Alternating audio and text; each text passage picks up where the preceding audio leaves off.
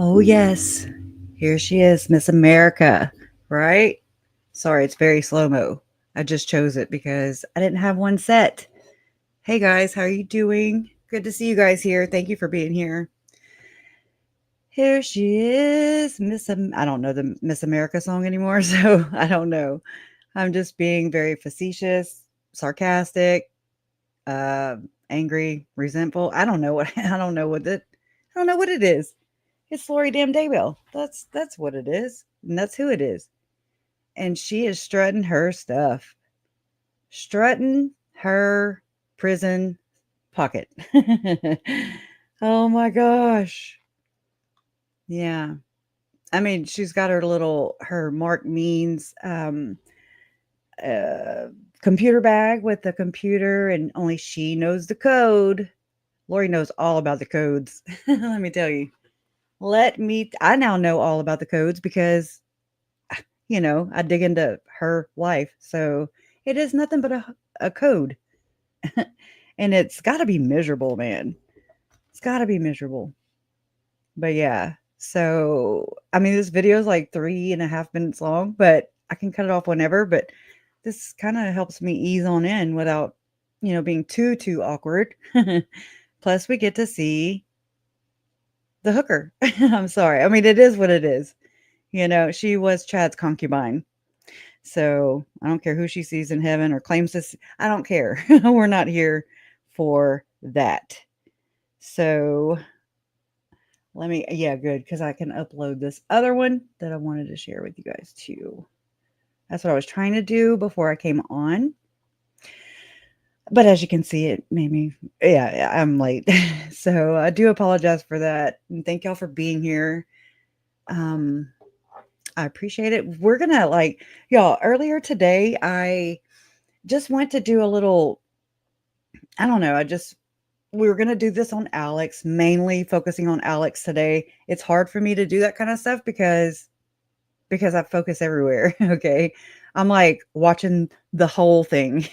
And by the whole thing, I mean it's not just Lori and her trying to ruin our days with, you know, dragging this judicial process on and on and on and on, stomping all over her victims along the way, every chance she gets. And it just goes to the same thing that Chad was doing, where hey, you want me to turn the paint up on the children? So, I mean, I feel like that's what we're doing now is Lori is turning the paint up on uh, all of us who are here to, you know, see to it that our family members are that they receive their justice. So I just find it super fascinating, and it's super cringe and it's very disrespectful. But then again, look who we're dealing with. So, I mean, no, it won't change anything. I mean, whether she's found guilty or not, in any of these things, it's never going to bring them back. And that's like, I think we would trade the world just to have them back. And that's just a reality of, loss to death, especially kids. I mean, even my Uncle Charles, he was like 63. And oh, hey, hey, okay, hey. Okay, now I'm back to awkwardness, right? At least my eye's not bloody anymore. Oh my gosh, y'all. So I did that interview with Lauren Conlon the other day. I hope you go see it, even though y'all know I talk with my face, right? It's throwing gang signs the whole time. And well, anyways, when I would look up or look away like I always do. And so I was like, oh my God, you can so see it. Like right before we met backstage or whatever. And I was like, girl, I woke up with like a busted blood vessel. I don't know, in my left eye. It was weird. I don't want to look it up because I'm not trying to. Yeah, I know. No, because then I'll have to worry about that too. you know. So it's so good to see you guys here. Wow, Loho's life has become a practice of facing the wall and getting shackles on and off, powerless, and she deserves it. I, all in favor, say I, right? We agree. We we endorse that. We endorse that for sure. Hey, Valerie Peterson, Beach Bum, all my mods. Hey, sis, you should have been a detective. I'm just now starting. Look, and I have to read it. I'm still trying to get used to it. So I'm always like, Donna, Donna, Donna, Donna, you know. Sorry, when I look over there, my comments are over here. So I don't know how to do it where I don't look like I'm cutting my eyes hard. I don't know. I'll never get it right. And by the time I do get it right, then it'll all be gone and done. But librarians, hey. Vicky Carpenter, how you doing? I was amazed that Lori, I am way looking over there. I was amazed that Lori, where'd it go? Didn't get in trouble for leaving the crime. Yes. High five, right? I've caught all kinds of things. Y'all, yesterday it was like, okay, it's been over 6 years now. 2019, 2021, 2, 3, 4. Wait, yeah, 6 years. Going on 6. So, well, yeah. But I mean, the whole, my Uncle Charles started to come into town with JJ alone or without Lori. And I just thought that was kind of weird, but I didn't pry. I dig, but I don't pry. Okay. So there's a difference. One's respectful and the other one's, I'm just like, well, if he wants to tell me, then he'll tell me, like I'm not going to sit there and be like, what's going on? I don't like when people do that to me. But well, sometimes I do. I'm not going to lie. You know what I'm saying? Like Mary knows how to do it. So does Sue Ellen. But anyways, so I was watching and it came on by itself. I think I had it in my history on YouTube. And so it was automatically playing just videos that I'd already seen, but it was just like Law and Crime, the Doomsday Case, like bigger production, on the case. And so it was just funny. Not funny. It was not funny. Sorry. Let me take that back. So, Jason was in the bath and I was like, oh my God, Jason, I just caught this, like either I forgot, but I don't remember catching this before about Alex, at the crime scene, whenever he's outside, do y'all ever see him get frisked or anything? And I don't see nothing, except for some privileged white people who are just getting, handled with the little kitty gloves or kitty gloves, white gloves. I don't know why I do that. But hey, Bewitched. Hey, Eileen, by the way. Tomorrow. Oh, yeah. Okay. I don't know where you're from, but yeah, tomorrow. Reminds me of Luckily Delicious. Anyways, that has nothing to do with it. See, I told you I'm a nerd. I'm a nerd or a dork. I don't know really which one. Hey, Gloria Fritz. What's up, Bewitched? And let's see. Roll call. Jean Marie, how you doing? Nina Canadian, how you doing, girl? Divergent, what's up? Jojo, how are you? I didn't even know that you were from the area over there this whole time. Let me try and think of where I thought you were from. First, I remember thinking that you were from Australia. Okay. That was brief. And then I want to say like California. But anyways, you know what I'm saying? I mean, all we have are these icons and we were behind them with our screen names and, so it's like you get to know someone's personality through all this, right? It's really, that's kind of cool. I try to figure out who's who. Sometimes, not all the time, because that's a task that would probably be impossible, I would say. Anyways, I don't know. Do y'all do that? Are you like, I wonder? I'm very, what's the word? Philosophical type, like, I wonder if, yada, yada, yada. Oh, thank you, Hope Grace. Thank you. And thank you. Appreciate so much. See what I did right there?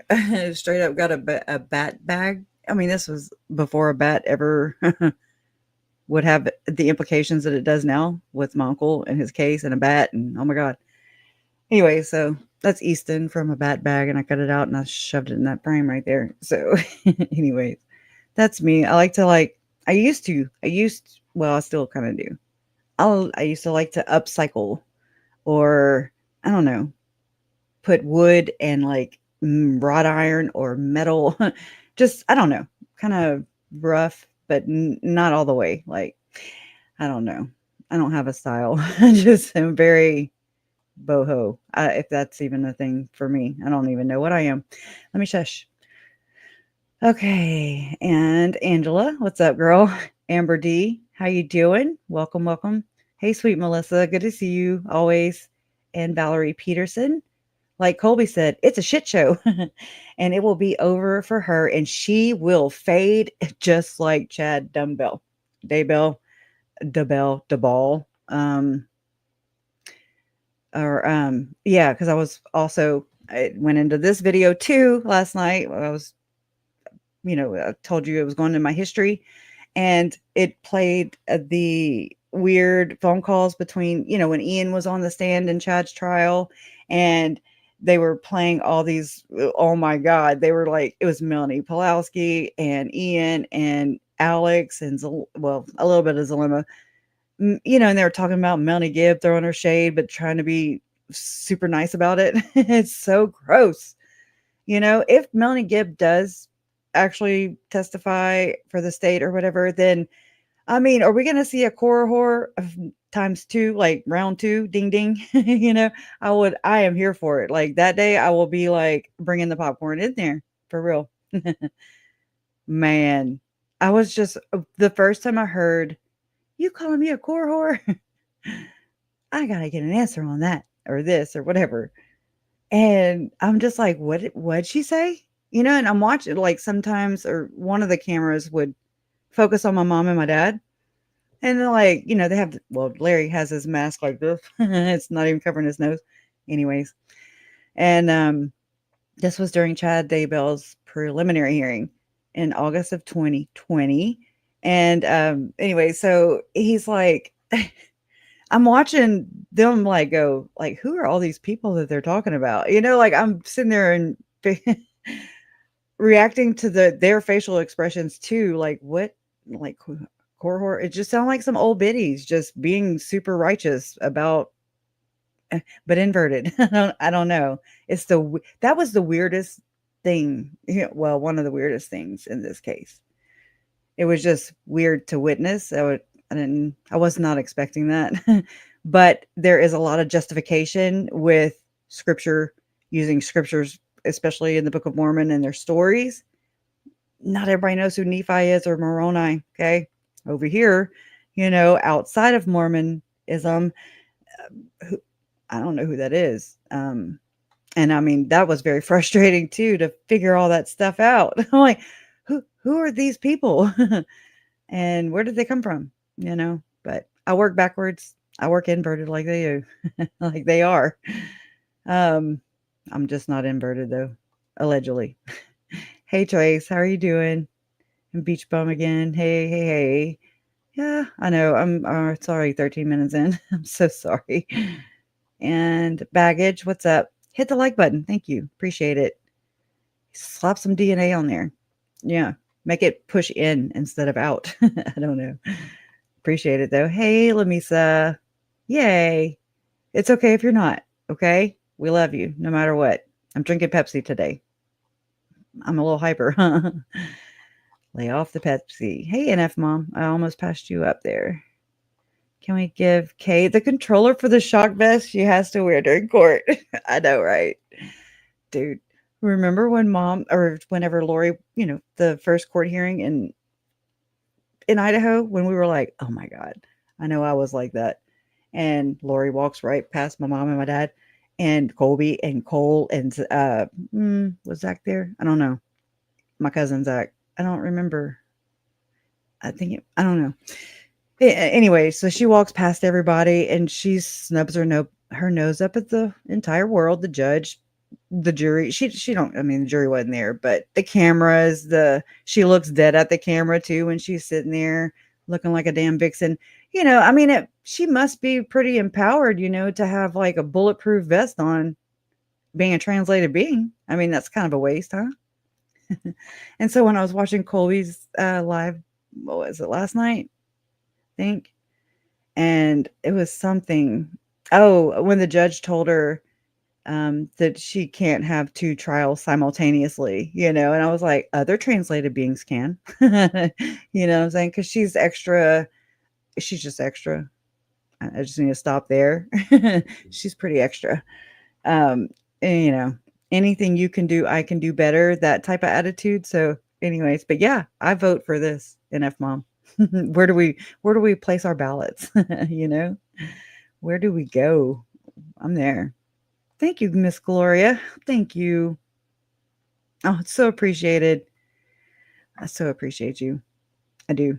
And I'm wearing my Tylee, my little, hey, my little, it's not really little, it's kind of big.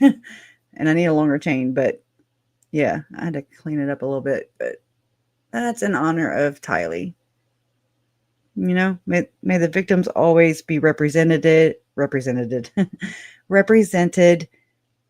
at the center of all this, when she's making us really want to pull our hair out during this trial.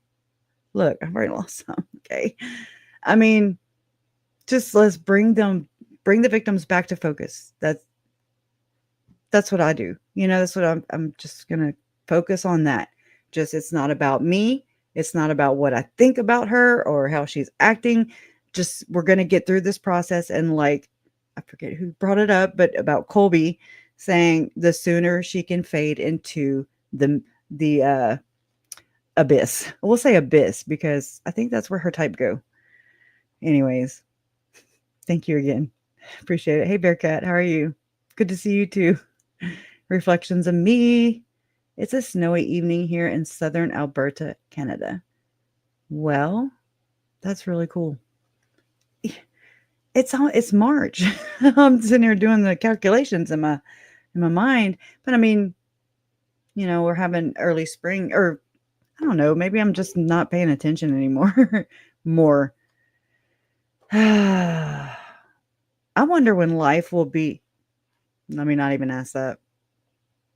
It's been 6 years already, so I don't even remember what life was like before that. So it's like, I mean, I was about to say normal, but I don't think that exists anymore. Definitely not normal. Just wonder what I'm going to do, Librarians, thank you. Bank holiday here, lots of celebration. Well, welcome in. Thank y'all. And yeah, let me know where you're from.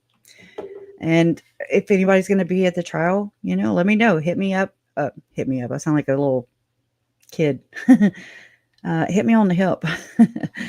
Email me at kresha0123@gmail.com and hopefully maybe we can meet up. I'm not an extremely social person, so I don't know. I just get overwhelmed real easy. So especially being away from home or comfort or just knowing where everything is, or you know what I'm saying. It's like a culture shock, and I've never been to Arizona. No. I had to think for a second. Thank you, Missy. Back to you. All right. Okay. So sorry. I'm sitting here. I want to visit, but I also want to show you this. She's the Lord's favorite. That's Vallow Daybell as the Lord's favorite. Hey, we could put her singing hallelujah to Alex, right? If her mom could see her now. Oh, never mind. Sorry. Too soon? Probably. Shut up, Kresha. Okay. Oh, my bad. I need to stop. Okay, so earlier, actually, I'm going to show you this first, and then let me get it queued up here. Okay. I ran across this, so I just wanted to share it. Larry's on it, and so is Rachel Smith. She's one of the prosecuting attorneys that I'm going to say borrowed temporarily for Chad and Vallow Daybell's trials. But then before Chad's trial, she switched. She left Madison County and Fremont County, and she went to that Jeremy somebody. I remember the case. I just don't remember. I don't remember seeing much about it after that. It was horrible. Ugh. Hey, Marshall Dove, how are you? Hey, Natalie, what's up? Tammy McCaw or McKay. That's epic shit. I'll say it for you. Damn is Lori's middle name. I knew it. She's the Lord's damn favorite. Don't you know? We didn't say which one. It's not the good Lord. Y'all know it's not. I mean, the proof is in the pudding, in my opinion. Just like you. Good. Valerie. Need more goofiness. Actually, I'm like, oh my God, when am I gonna grow up for real? Anyways. Oh, okay. Only on KSL5, strong reaction to Dateline's exclusive interview with Vallow Daybell. The so-called Mommy Doomsday is speaking out for the first time. News specialist Garner Mejia spoke with JJ's grandfather. Garner, there's so much more to process from this interview. I'm gonna have to look. Yeah, I mean, we were going until the very last second. Vallow Daybell making several outlandish claims, from her wedding rings with Chad Daybell to her religious beliefs. But the most disturbing were the claims about her 2 children's murder. Oh, yeah. After what happened. The same way I will be exonerated. Vallow Daybell convicted in the murder of her 2 children and her new husband's first wife, Tammy Daybell, breaking her silence with Dateline's Keith Morrison. And what if she held him down too long and realized afterwards what she had done? Her implication was perfectly obvious. Tylee smothered JJ, saw he was dead. Lori peddled a lie, placing the blame on 16-year-old Tylee Ryan for 7-year-old JJ Vallow's death, claiming it was a murder-suicide. Disgusting. She is so disgusting. I can't fathom how disturbed you have to be to murder children. JJ's grandpa, Larry Woodcock, is disappointed with the interview. I would have absolutely said no. She does not deserve a national prime time. She will never tell the truth. There is no way Tylee Ryan killed her brother. She was already dead at the time he died. Any narrative that tries to put forward and blame that child for her brother's death is fiction and a huge gamble. Rachel Smith was a special prosecutor in Lori's first trial. The interview, she says, will surely impact Lori's upcoming trial in Arizona. I would be shocked if there isn't some fallout. The prosecutors and the judges in Maricopa are extremely experienced. I suspect they may be pulling in more jurors now. Lori will be representing herself in this second trial. The false claims could come back to haunt her. The explanation she's coming up with is so repugnant that unless she convinces some very naive juror who's not paying attention, she could very well suffer for this strategy. While Lori may be trying to sway public opinion in her favor, one thing Rachel says is certain. Lori Vallow has answered in any way she could to manipulate people to make herself look better. That's evil. That's wrong. That's narcissistic. That's not insane. Yes. Well, and Lori Vallow Daybell's trial for the murder of her 4th husband, Charles Vallow, is set to start at the end of this month. She has yet a 3rd trial. A date for that is still pending. I'll send it back to you, Deanie. Yeah, there was so much to see in this interview. Garner, I'm always going to make fun of Lori every chance I get. So just only on KSL5. I went the wrong way. Of course. Only on KSL5. Strong reaction. Anybody else have that problem, or is it just me? All right. Okay, you go to only on KSL5. Of course you don't see because I played the video. Okay, whenever I'm ready, I'm going to go to the next one. Okay, I'm just going to leave that alone, or I will sit here and go in circles and circles and circles. Okay. Anyways, all right. So what I'm going to do is I'm going to turn my camera off because I'm smoking, and so there's that. And then I just kind of put this together. Let me put it in present view, and then I'll switch my screen here because it goes large. All right, so I guess y'all can see it. I don't like when it goes full screen. It bothers me. Yeah, it's not going to work. I'm just going to go in my Canva app, just normal, like just normal Kresha. Okay. Okay. It'll just look like that. I can maybe make it larger. It's just black and white, nothing fancy. Right, Nancy?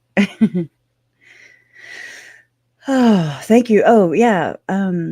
Kathy, Left Undone. So I was watching the other day the interview you did with someone that dated Alex, and I was like, oh my God, it's I like the different people, just different perspectives from everybody, because everybody's life is different. So everybody's experiences are different. If y'all haven't checked out Megan Connor's video, she did an interview with a guy named Randy. I forget his last name, but he's like a Disney investigator.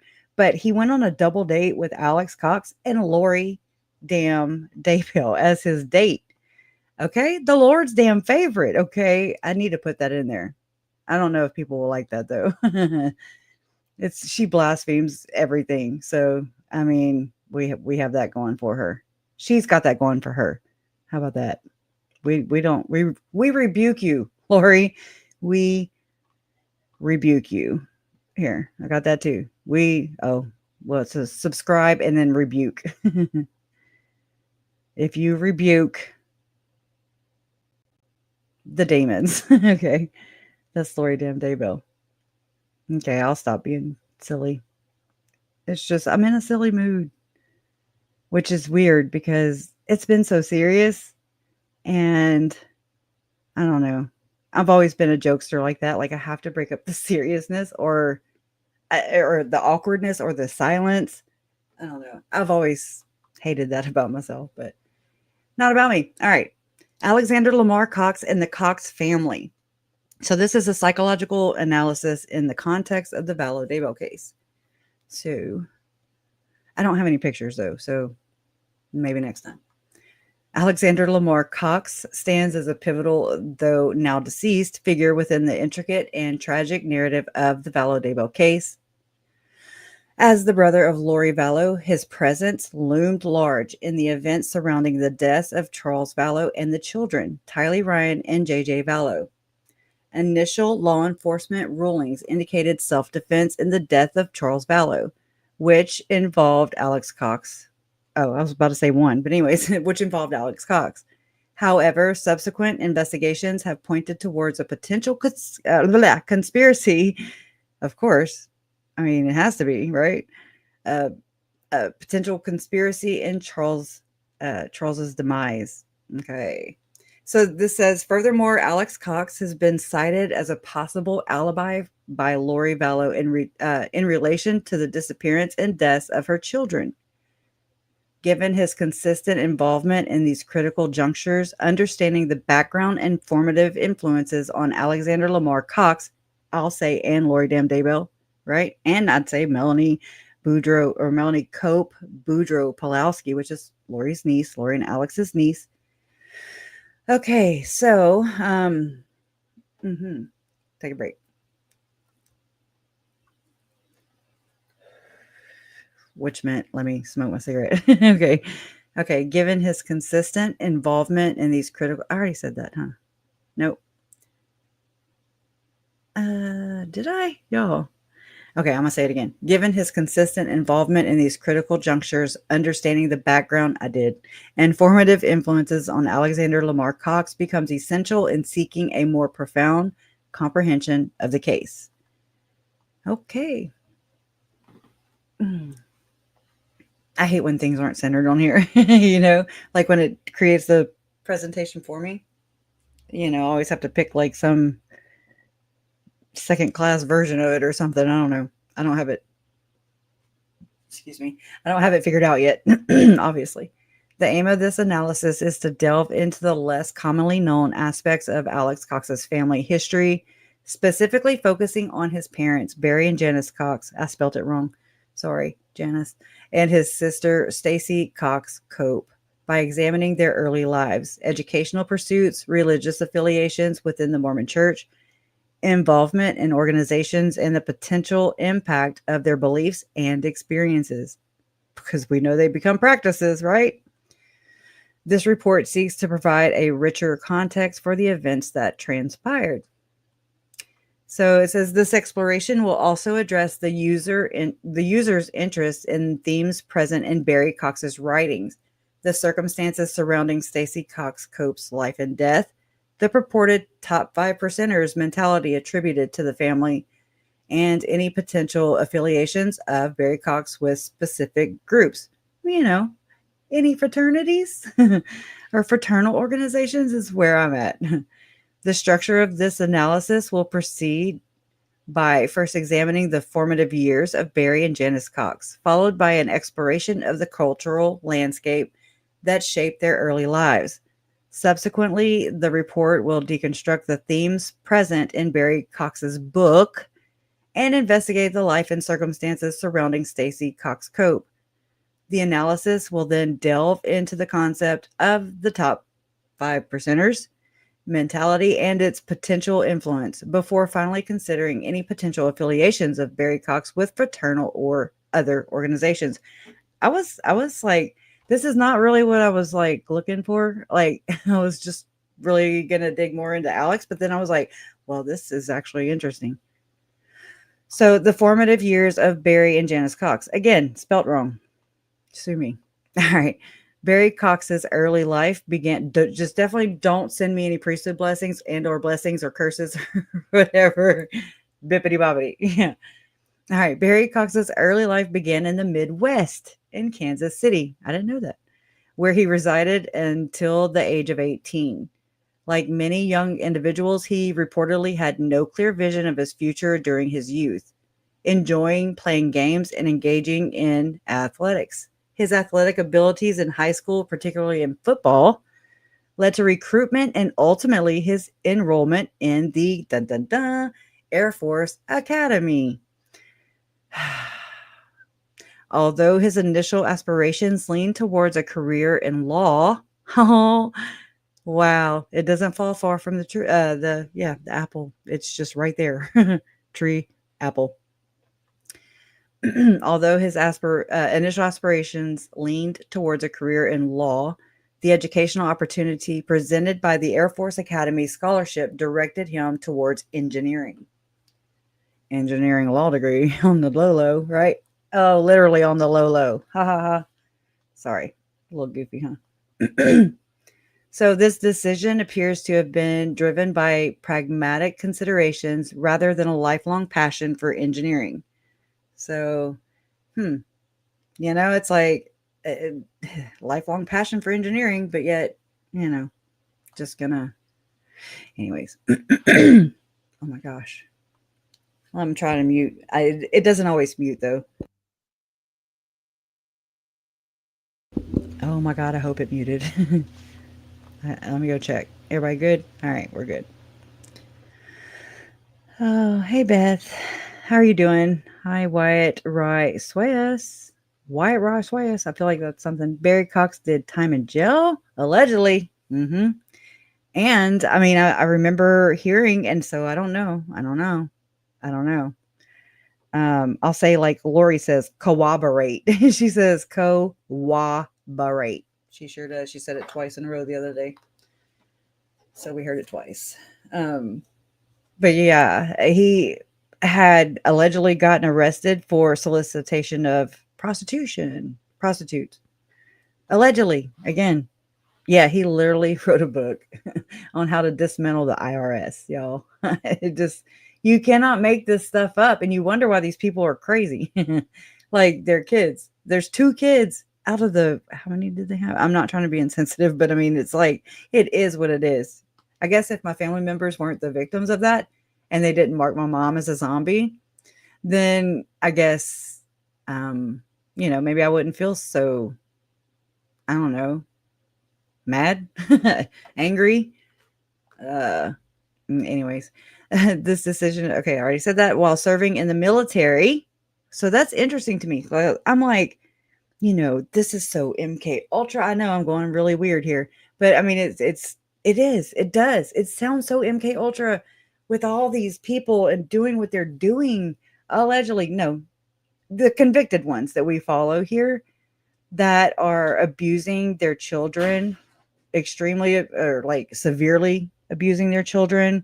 I'm talking inflicting pain upon them, like Chad Daybell turning the pain up on children. What? There also exists this, what you call, or what I call, or what they call, a group within the Church of Jesus Christ of Latter-day Saints. It's allegedly legit. I don't know. I'm not there. I'm not a member of either. But it's like an inverted group, and they call themselves allegedly. I'm just saying allegedly so I can cover my ass, because I've already had somebody, trying to message me from that area, from that group area. So I'm like, here we go. I swear to God. Woo. Nut jobs everywhere. Anyways, but there exists this church or this organization within the LDS church that is inverted. And to me, it correlates heavily with the Bishop Glenn L. Pace memo. Please go and read it. If you have not read it, you can do a simple Google, or I can go right here and grab a link so that you can listen to me. Let's see, where's it at? I'm never fast on the buttons here. Oh, it's probably under video, not live. Okay. And it is finally the Pace memo with, hold on, let me do this first. Get shareable link. With Lori Vallow Daybell and Ruby Franke in mind. And I just didn't have enough space because you can only do 100 characters or less in the title. Or I would have put Jody Hildebrandt, Tim Ballard. I mean, just the whole roll call. Okay. Let's see, Bishop. Read that or listen to it, y'all. And it's mirror. It's like a mirror of what is happening today. And my speculation on that is because nothing is ever dealt with unless it's about an image, or how do we look to other people. I just keep, it's so surface deep, like it's very superficial, it's very non disingenuous, it's very non-Christian, like, in my opinion. It's inverted, it's so inverted. It's anyways, Glenn L. Let me finish typing this so I can move on.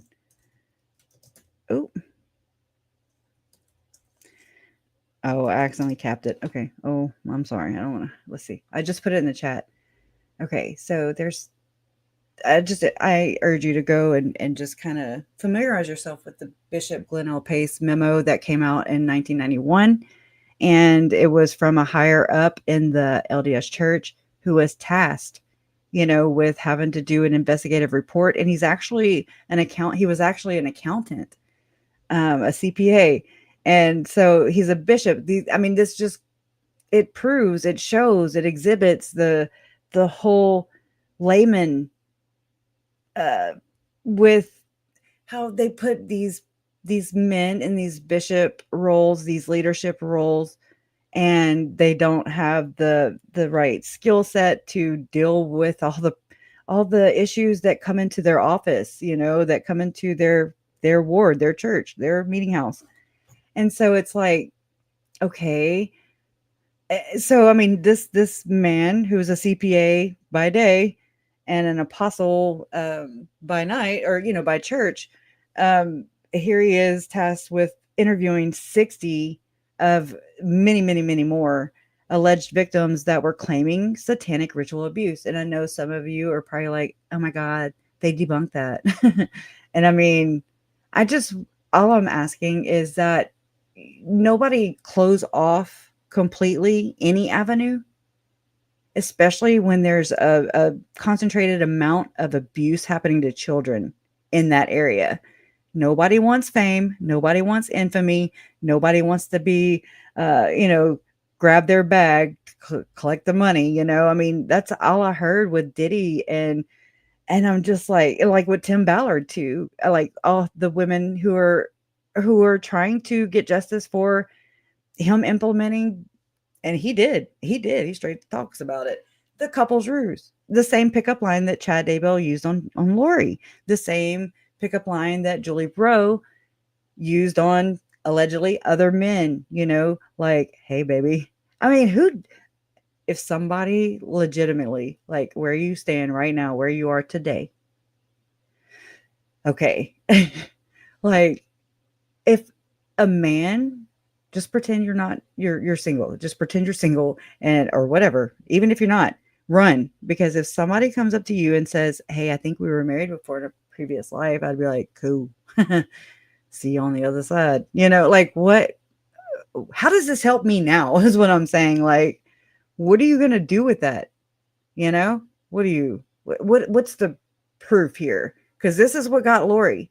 This is what Uncle Charles tells the cop. I've been having to focus on this stuff because that's what I'm working on right now, is kind of sharing these videos that actually I'm editing one now, but I'm always editing. It is Uncle Charles whenever actually, and I just found this out too in the FOIA docs. Uncle Charles, before we ever see him on body cam footage, okay, which is like January 30th, 31st, I believe. There's like two different ones, a nighttime and a daytime, I believe. And so this one is whenever he calls before he even flies back to Phoenix. He calls. It's not available on audio or there's no interview. So I'm wondering if that's going to be used in the trial. And we're going to maybe hear Charles on a telephonic, hold on. I'm moving this back. I'm just going to play it through my phone real quick. This one little part, because it's pretty good, or not good. It's just interesting. Oh yeah. The Powell case, all the cases, y'all, people are just weird. That case bothers me too. That little boy, he was like, "Where the dinosaurs are and the crystals," and I'm like, "Well, they thought they brought her somewhere." It made me think of Thanksgiving Park area, that kind of like they brought JJ to Bear World and they brought Tylee and JJ to Yellowstone. I mean, did Ruby do this? I mean, and Knott's Berry Farm.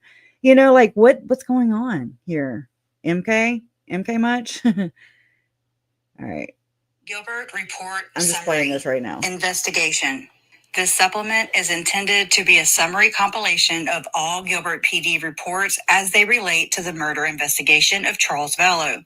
Number 1, Gilbert PD Report 19-00001804, quote, special incident, unquote, taken on January 30th, 2019 at 16:33 hours.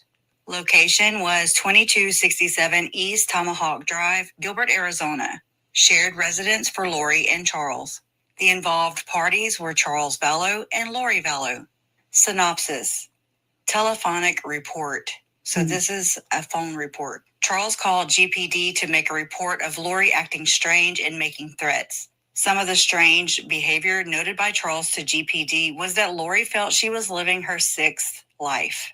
She was previously married to Captain Moroni, an LDS church figure, in a previous life. Lori felt the second coming of Jesus Christ was to be in 2019, and preparations needed to be made. Charles related that Lori felt Charles was now someone else by the name of Ed Schneider. That's in quotes. It was not known to Charles why she believed this. Lori had made statements about murdering Ed Schneider and how she was going to destroy Charles. Charles further reported Lori felt she was a god.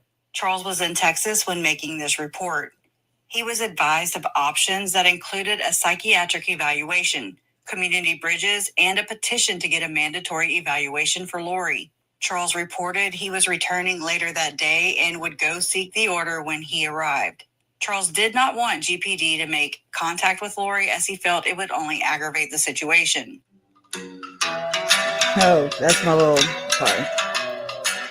This is, well, so, I mean, did y'all hear that? That was the telephonic report that, I mean, I've not seen proof of the audio file existing. So, there's things that they don't publish in the FOIA docs that they're actually using as part of the investigation. So, there are things that we don't know and that we will learn for the first time. I think that's why a lot of us are gonna, like, we're ready for it. That is the one.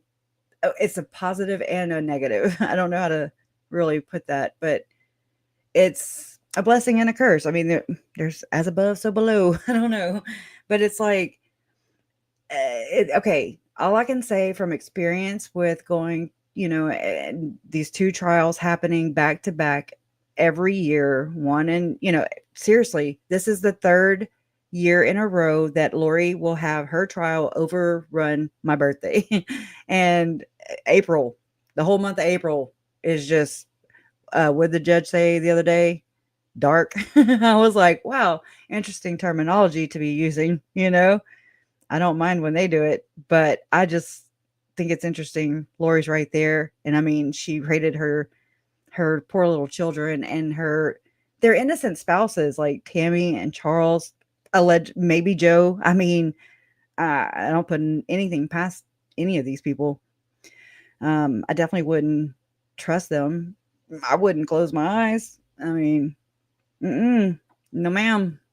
I mean, this is a woman that I've had around my kids, and like, I trusted I trusted her with my baby nephew, and I wasn't keen on the idea of her adopting or him being adopted anyways. I was just like,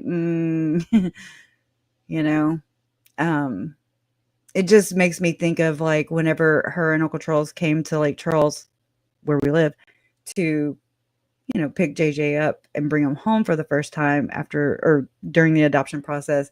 And I was working actually, and this is kind of funny, but I was deputized. I was a deputized ward clerk for the city court here in town. And they came by my office before flying out. And so it was cold. It was like February-ish, I guess. I don't remember the year, maybe 2013. I don't know. But I mean, and so, I got to hold my little nephew in my arms, before he would not ever be in town ever, you know what I mean? Like very seldom. He was no longer my nephew, I guess you could say. I never looked at it any other way, like I was never like, okay, well, what's my relation now? Like, because he's now my cousin, you know what I'm saying? Like that's my nephew. That's my brother's only child. That's Mandy and my brother, they were toxic and they had their issues just like all of us. Okay. Nobody's exalted. We all have issues.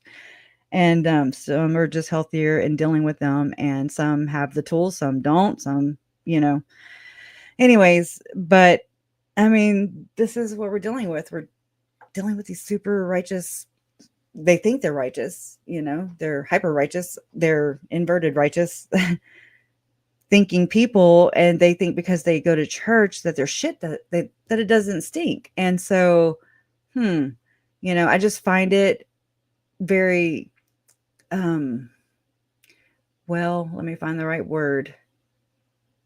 Humbling and kind of, I guess, I don't know if I have the right word, but when my mom was reading her victim impact statement for Lori's sentencing in Idaho, and there was just this one part, and I mean, I cried because my brother is also in prison, okay, and he gets out in June. I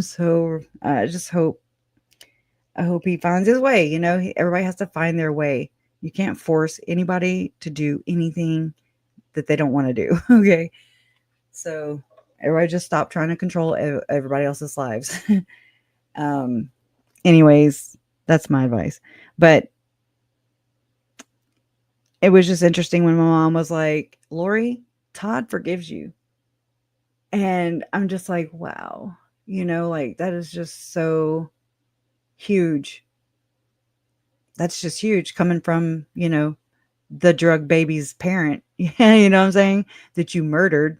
It's just so, it's like, I feel like she went above and beyond, like she had 2 children at the time. She had her, Charles had his 2 children. And so it was a blended family.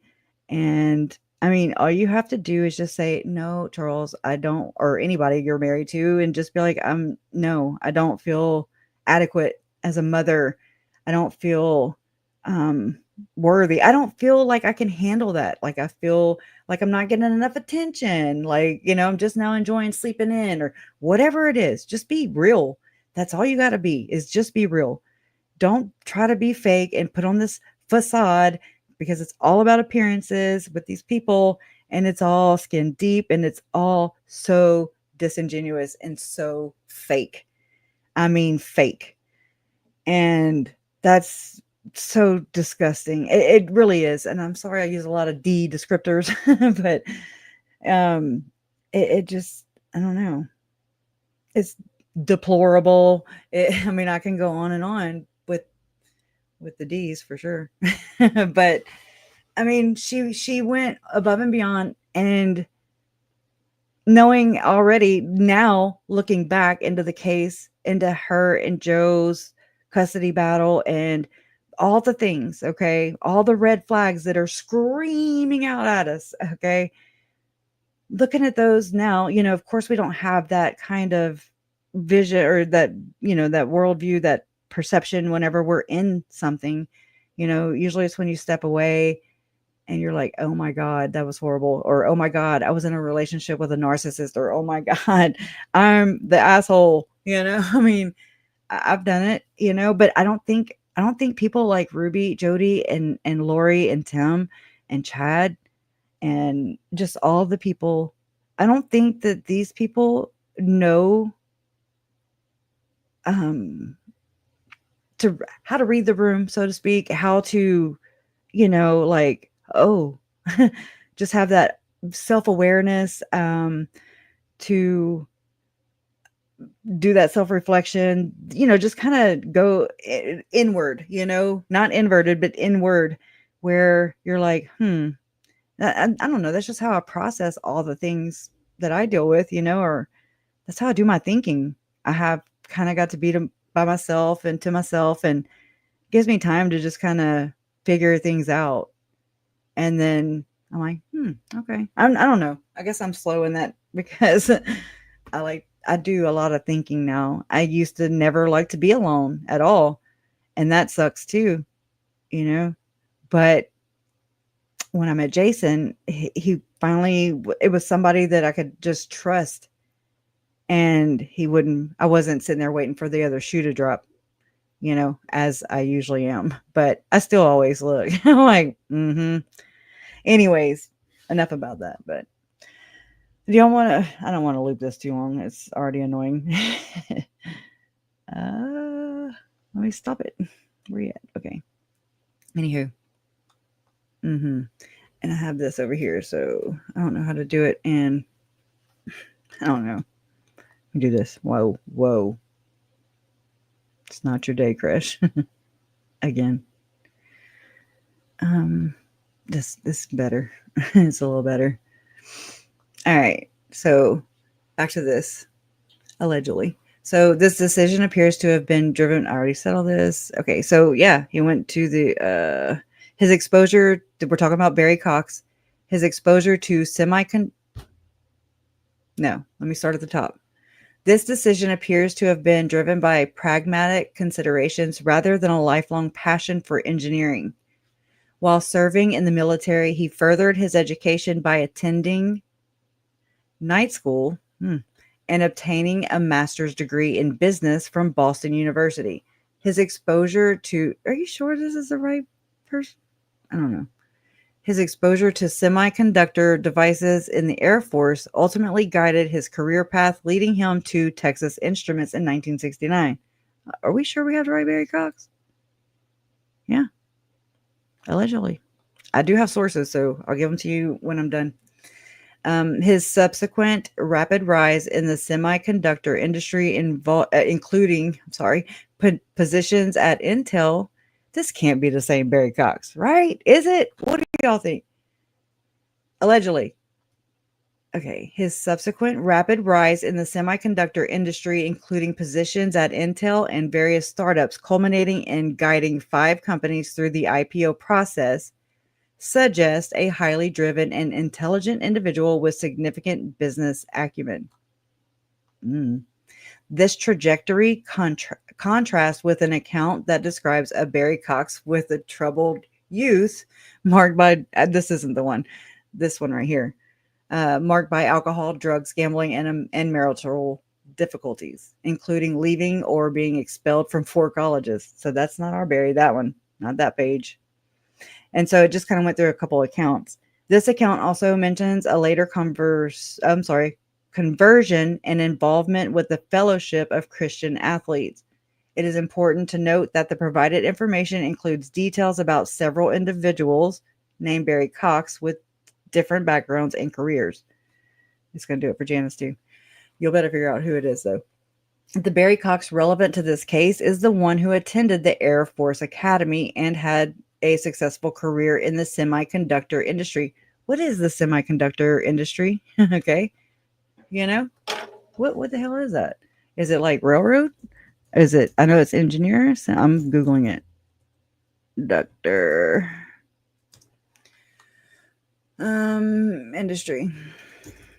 Yeah. Turn caps lock off, girl. Okay. So, your guess is as good as mine. So, okay. Stuff that I don't know anything about. So, chips. Anyways, let me go back here. Let me go to all. And all. I mean, where's the damn definition? Okay, here we go. Something close. Oh, here we go. I like these little drop down boxes. What is the semiconductor industry? The semiconductor industry refers to the sector that encompasses the development, production, and distribution of semiconductor. What is a semiconductor? Devices such as transistors and integrated circuits. I thought he sold insurance for Beneficial, which the church owned. Anyways, we'll get there. Maybe. All right, getting back. Okay, here.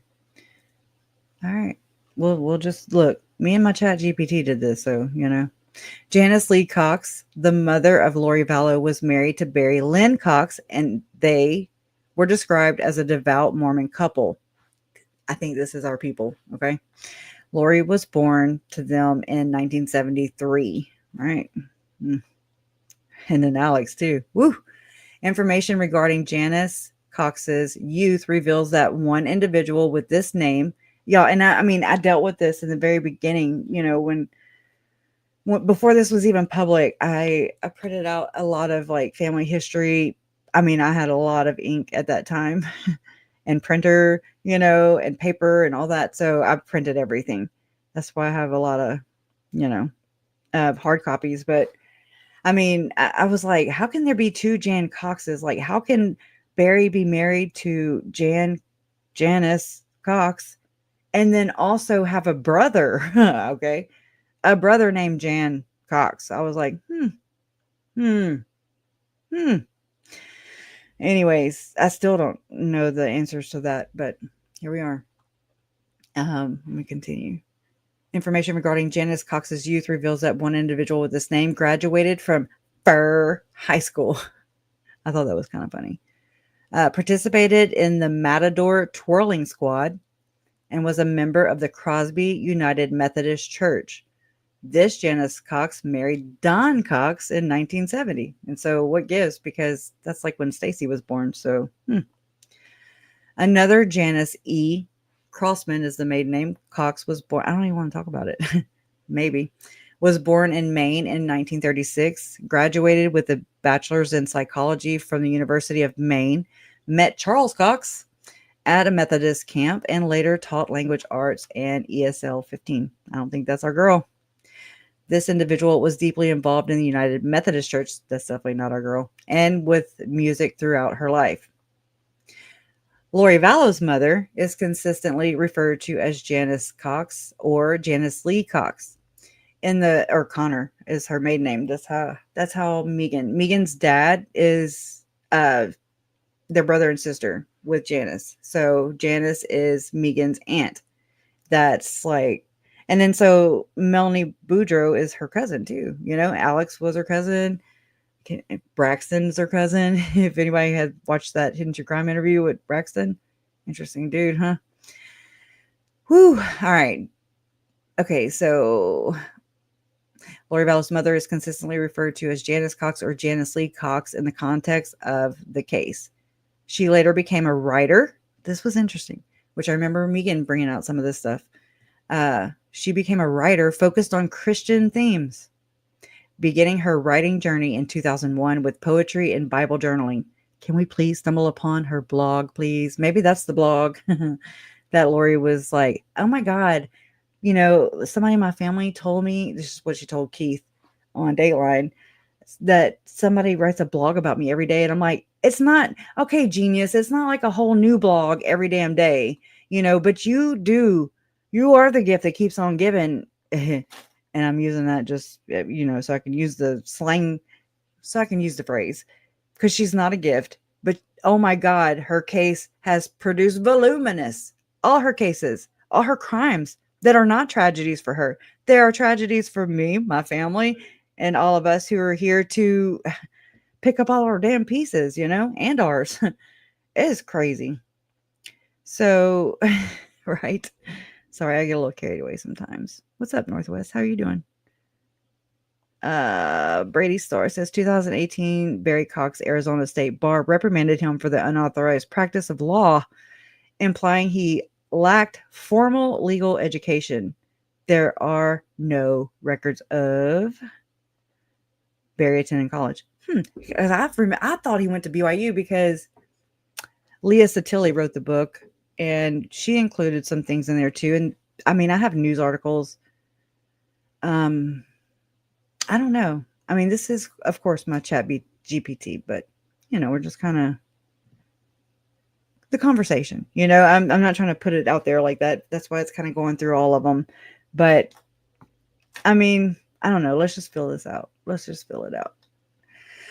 Okay. She later became, okay. So I don't know. She may be a writer or not. I'd love to see her writings. I know that Summer used to have a blog. She may still, I really don't know. I haven't looked in a while. This pursuit of writing stemmed from a realization of the importance of open communication with God, the Lord's favorite. It appears that Lori Vallow's mother was indeed named Janice, and she and Barry were considered devout members of the Church of Jesus Christ of Latter-day Saints. There's our Huckleberry. Barry Cox was reportedly a significant factor in Lori's personality, and he largely ran the family system. The family reportedly valued the appearance of being a perfect Mormon family, Ruby much, and adhering to all the rules of the church. And I wouldn't say all, but I guess those that they still are active temple goers. I'm talking about Janice and Barry. You know, they're still members of the church. They still are active, allegedly, from what I know. The provided information indicates that Barry Lynn Cox and Janice Lee Cox were a devout Mormon couple at the time of Lori Vallow's birth in 1973. Lori was raised within a Mormon Christian family that followed the Latter-day Saints church. The family seemingly strived to project, that's a good word, an image of a perfect, why am I reading this again? Of a perfect Mormon family adhering to the principles and practices of the church. The snippets do not explicitly detail when Barry or Janice Cox joined the church. This is one of the questions I asked. You know, when did they become, when did they, oh my gosh, convert, or whether they were born into it. So, you know, because I mean, it makes a difference. Chad was born into it. So he's like born under the covenant or whatever.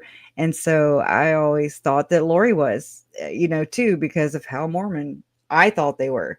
Well, you know, it's like, I don't know, but I don't want to get into that right now. You know, just assessing the basic beliefs of, and I don't know. It's like, I liken it to, I mean, it's like Joseph Smith having the divining rods and the seer stones, and Chad having a freaking pendulum, and the Lafferty's parents, they had a pendulum, and it would decide allegedly like what they were going to eat for dinner, lunch, breakfast. I mean, just every day, like everyday decisions. And that's why Melanie Pulowski Zalema for sure, were calling and requesting and asking Chad all these questions. Okay. And I mean, it's very apparent when knowing that now and just really, this much distance behind us and or between us and Chad's trial, approaching a whole new one right here. We're on the eve of it pretty much, of Lori's new trial. But, just looking through the context of all these things, it's very witchcrafty. It's very, these aren't Christian beliefs. It depends, what's your version, what's your brand of Christianity? What are you doing? Are you one of those that reads horoscopes and, goes to church? You know what I'm saying? Like, it just depends. Everybody's got their own little, understood perspective, perception of what it's supposed to be, just like there's people that worship Buddha. There's a whole world out there, and some people never heard of Jesus, okay? Some people don't know that Lori is the Lord's favorite. Sorry. That's probably tacky, but I'm not going to change who I am. I like to joke. Anywho. And I mean, let me hold on, because I just want to show, as soon as I find my Dropbox, where is it at? I want to show you a little taste of, let me open it, of Janice's brand of being a Christian. And it's just, in my opinion, it gives me that the recordings that played during Ian's testimony in Chad's trial, where they're all talking and they are all Mormoning, whatever the hell they're doing. Conjuring, casting out, they're doing exorcisms, that result in dead children, dead spouses, anybody in there is an obstacle. Okay. It's crazy how they and the demons work really well together. That's what I'm saying. Okay. So, but it's so bizarre and alarming as well, because these people are saying Christ, they're saying all the things, but they have it's like, I'm like, oh my God, do y'all hear? You're not worshiping the right Christ, girl, that's Lucifer. That's his brother, allegedly, in that religion, like they believe that. It's just backwards. Don't think I'm not looking over there at the Catholic Church and all the other. I'm just saying, like I'd have to sit here and do 5,000 disclaimers just to be like inclusive of everybody's experience, or, you know what I'm saying? So it's like, I analyzed this. This was my introduction into the Book of Mormon. So this is where we are at through this case, through this lens, through their eyes. I try to see how they see things, just by picking all the things up in the scriptures, the writings, it's there. And I'm like, maybe I turned chiasmatic. What is it? Chiasmic. Jeffrey Lundgren is who that reminds me of, but that's another one. He was RLDS, but okay. Chandler. Where's my recent? Okay. Shush. Okay. Usually they give you a thing for recents, Hold on. I want your folders. Okay. And I need to share that link too. Okay, I'm just going to type the damn thing. Chandler. Okay. Let's do that. There we go. All right, just wait on it to open up. Thank you for coming in. Okay, I just want to show you guys. All right, open one. It's like it's too large.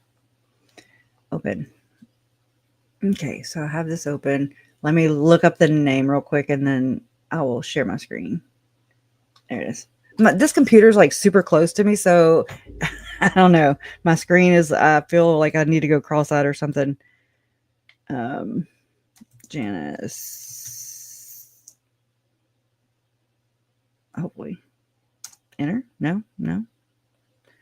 Okay. I had a hard time with this last time. Let me do Holy Ghost. I'm trying to think of the words that she said. Holy. All right. There's only 5 holies out of this whole damn thing. Wow. That's interesting.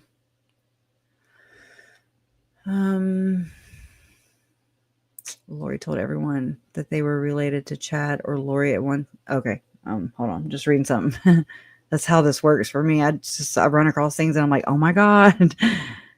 Okay. That's not it either. And these people loved Visions of Glory, y'all. There's so many times that Visions of Glory makes its appearance in this case, in the FOIA in the investigation. It's either on Lori's person, it's in tow with it, like it's under her leg when her and Chad were laying out by the pool, and just living their best life. And that's what I guess translated beings do whenever they murder their kids and their spouses. Okay, so that's not a good word. What did she say?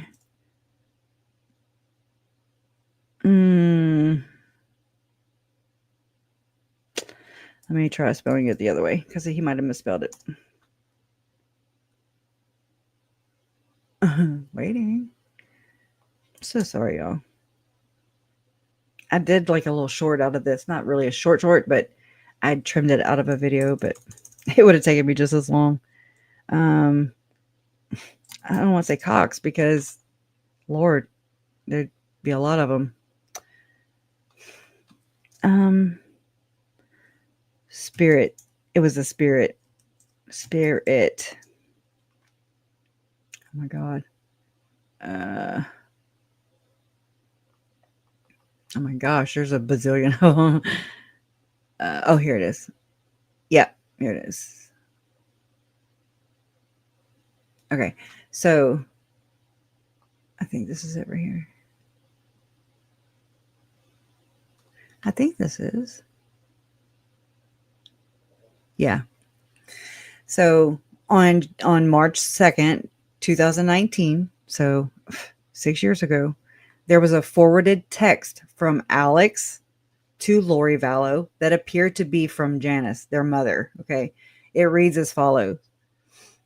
Love you too. And just let me know. I mean, is it kind of covert or am I making too much out of it? Just, you'll know. We'll talk about it. There was so love you too, Alex. I do realize all of that. Realize this. Lori canceled his trip home. His truck took all of his clothes and drained the bank account. If I was Charles, I would be upset and do hurtful things. So would you. Also, listen to this. Also, even if Charles cheated with hookers, your dad and I cannot ever judge. Charles has never done anything but support me and love me. Not I love him, not I, he's a genuine, never none of that. Okay. It's always me. I love Lori with all my heart. I will help her in any way I can.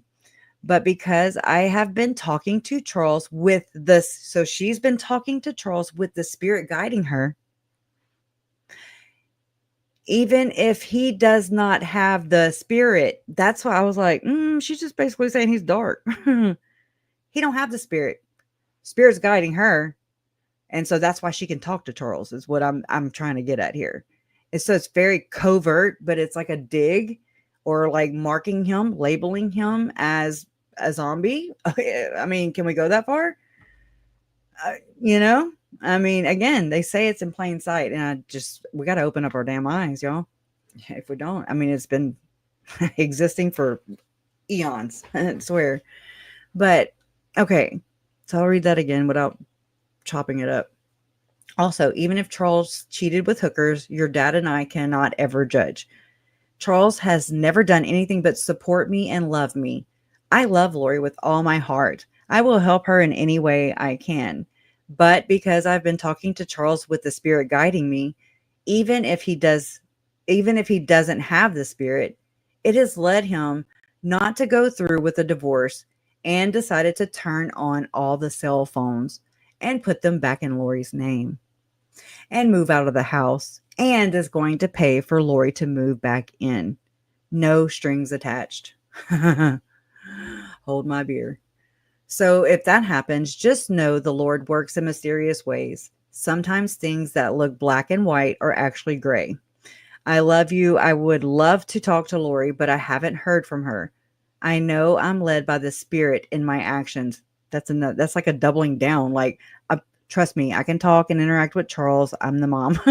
Basically, like, I have the Spirit just because he doesn't have the Spirit guiding him. Like, that to me was just so passive aggressive and so, it's that, oh, I can't stand it. It's that just the Lord's favorite. Okay. It is playing out. Lori had she didn't stand a damn chance. Just saying. I'm not saying that it all her parents contributed 100%, but I mean, come on, they mold a big, huge part of your life.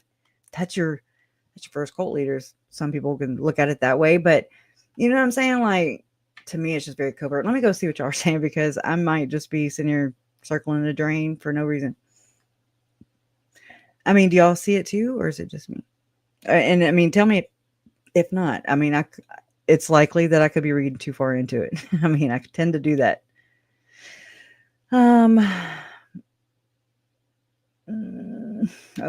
was the cheater. Anything she accused him of, she was doing deflection. Another thing I found too, I forget that I have other Google accounts, anyways. So I found the bat thing too. So I'll do that before we leave. And it was from the Chandler report, and it just kind of gives a little status on it. And I need to do a search and find out if they ever, supplemented a report or anything in the FOIA docs pertaining to that or not, because that would be interesting. From what I remember and what I've been repeating here, because I knew I saw it, I knew that Justin Lum had covered that aspect of the bat. It was like 2021, and it was something to do, I didn't know, so I couldn't quote it, but it had something to do with DNA prints, latent prints, things like that. And anyway, so we'll talk about that in just a second. He did. They all did. People who become victims of this, we all deserve better than this. Nobody deserves to be just waxed out of just completely robbed, gypped, betrayed out of your life, and I say betrayed because that's what haunts me, or like Tylee and JJ's last moments, and just their mom is taking them out, or is there with her weird friends, letting them take her kids out. I mean, and Charles, she was right there. I believe, I allege. I don't know.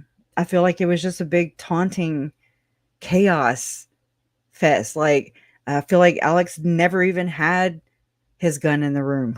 Why would he do that? I feel like Jason had put this in my mind, which Jason says, hi, y'all. And thank y'all for all the prayers and just, for being you. But just, it really bothered me when Jason did say this. I mean, not that he's trying to hurt me or whatever, but just, it's different theories. And he's like, because Charles had like abrasions or whatever on his knee. And just the way, they got in a scuffle or a tussle. I mean, can you use any worse PUSSY things to describe a fight, Alex Cox? Anyways, I don't want to say it on here, but it's just very sissy-like. You know what I'm saying? Like, it's like, we got in a tussle and we got in a, whatever. It just, I don't know. I just feel like, so Jason was like, okay. He's like, I feel like they made him maybe kneel and beg for his life. And I was just like, oh my God, right? The brain just explodes. Anyway, so, maybe, I don't know. We weren't there and nobody was there because, people were there, but Lori has just, like Rachel Smith said, I think it was Rachel, huh? I might be mixing people up. If Lori and Charles were sealed in the temple, the first presidency would have to okay her temple divorce and sealing to Chad. Highly unlikely. Now, Charles did, this was whenever they were in Hawaii, do have receipts on hand originals of him, Charles, paying tithing in Hawaii. But that was, of course, not recent. But mom, and then I remembered not too long ago, this was like within the last month, I guess. I remembered that mom had told me that one time she had saw Uncle Charles in his garment. She was like, "What are you wearing?" Anyways, I didn't even know he was Mormon. So, I mean, there's that. I knew that JJ would do scriptures with, like, whenever he would come to town, and he would stay with Mom and Larry. And, before he'd go to bed, or they'd be going to bed, he would climb in bed with them. And he was a little bitty kid. And he would have his little notepad and a little pencil or something. And let's do our scriptures, And so they weren't Mormon, but, you do scriptures. Anytime a kid is like, here, let's do this, you do it. You interact with those babies. That's all they need. Yeah. Ravina. So, I mean, I don't know. I mean, and also in the documents, Charles does say to Adam, and to Lori, my priesthood, he does refer to himself as having the priesthood. Now, does he have the freaking holy order of the Melchizedek priesthood with the fullness of the blessings and the fullness of the priesthood with one L in the fullness? There's a difference, y'all. And I know I sound neurotic, but it's not mine. It's theirs. I remember seeing that, like, the fullness of the gospel. Why is it one L right here in fullness, but then over here with all these freaks? I say freaks, but you know what I'm saying? These people, these neo-fundamentalists, whatever you want to call them. I just call them, like, they're probably, if I could just, I guess without turning anybody off, really, please don't judge me, okay? I mean, I don't know how to say all this stuff, but, like, there's obviously an inversion going on. And, like, Lori and Chad beefing over Mike Stroud, whether he's light or dark or whatever, if he's still basically on Team Wrecka Shop, okay, approved by Lori and Chad and their rating system and their trust levels. And so they're going back and forth. Chad's like, nah. And then Lori's like, yeah, he hard pass, or hard, we're not going to pass him. And so she says something like, or Chad, I don't know who said it, but Mike Stroud has done a good infiltration on the church. And I'm just like, And that's just, I mean, you take all that, you take all this evidence, all the things that they've said, that they write, that they speak. And I mean, it catches them all the time. I'm just like, oh my God, here's your sign. Like, I just don't know how to break it down into, I have to analyze it so much. And I didn't really always know the terminology to even get us there. I still don't. I could just point it out. And that's why I'm so, I don't sound like them. They're very smart and intelligent sounding people, I mean, they really are. That's the culture, I believe. There's not one Mormon that I've ran across that was, I mean, I haven't really found one that's an intelligent, or, you know what I'm saying? Like, it's not a very diverse group is also what I'm saying. It's very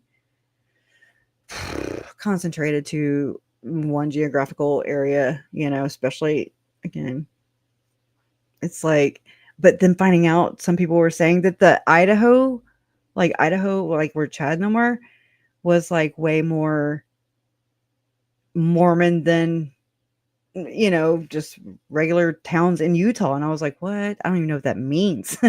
I do now, but it's like, just like those, who is it? Cara Burrell. And I want to say, what's her name? I watched her.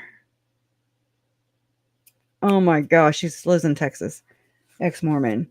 She did Ruby Frankie and Jody Hildebrandt. Oh my gosh. Not Alicia, but I like her too. I like them all, It's different opinions, different perspectives. I love it. And I mean, now you can't get through any of these ex-Mormon YouTube creators' videos on, doing their analysis of these cases. I mean, even if it's not even about Lori and Chad, they get brought up all the time now. And I'm like, I spent years, y'all, in the comment section, just like y'all, on these live shows, these Mormon. I didn't know when I see Book of Mormon, no, that wasn't it. I never did watch Book of Mormon Evidence, or I did, but not live. Oh my gosh. Mormon Stories podcast. I'm like, are they okay? So there's practicing Mormons, and then there's physically in, mentally out. Then there's what? There's just such a spectrum of belief. So I'm like, well, they're talking about that Joseph Smith dude, so I would just kind of like try to read the room of something. It was like, it would be similar to stepping into a foreign country and not knowing what everybody's talking about. I mean, just saying, and just having to communicate, very basic, like, I don't know. I feel so, just juvenile, because it's like, I can use big words, I can talk, but it's so crazy too. And I say crazy because that's a good, I don't know. I don't have good descriptor words, but it's just so evil or so backwards that there aren't, the big words do it no justice. Like for Chad, he's a nerd. He is a effing nerd. And I mean, that's all I got for the dude. He's a potato. He's a thumb. He just sits there. He's a lizard. He's a frog. He's a murderer. It's gross. I don't know. I just don't have anything evil enough there's not a one word that's just this. I'm like, oh yeah, that scratches my itch for describing the evil that comes out of these people. Like, it's just diabolical is about as close as I can get to it. Slug. There you go. Slug. Yeah. Toad. I told you. Right. Oh man. I told you so. Chad doesn't want to be fortune teller besides being a murderer. Mm-hmm. He saw that coming, Donna. Girl, right? So just like I did say this though. I gotta upload that into my Teespring, but I made my Aunt Lori Daybell's prophecies, or is it vision, come true. We're gonna have this on a bumper sticker, except it's not this version. But I was actually working on this, y'all. I'm a visionary. I'm the Lord's favorite. Joking.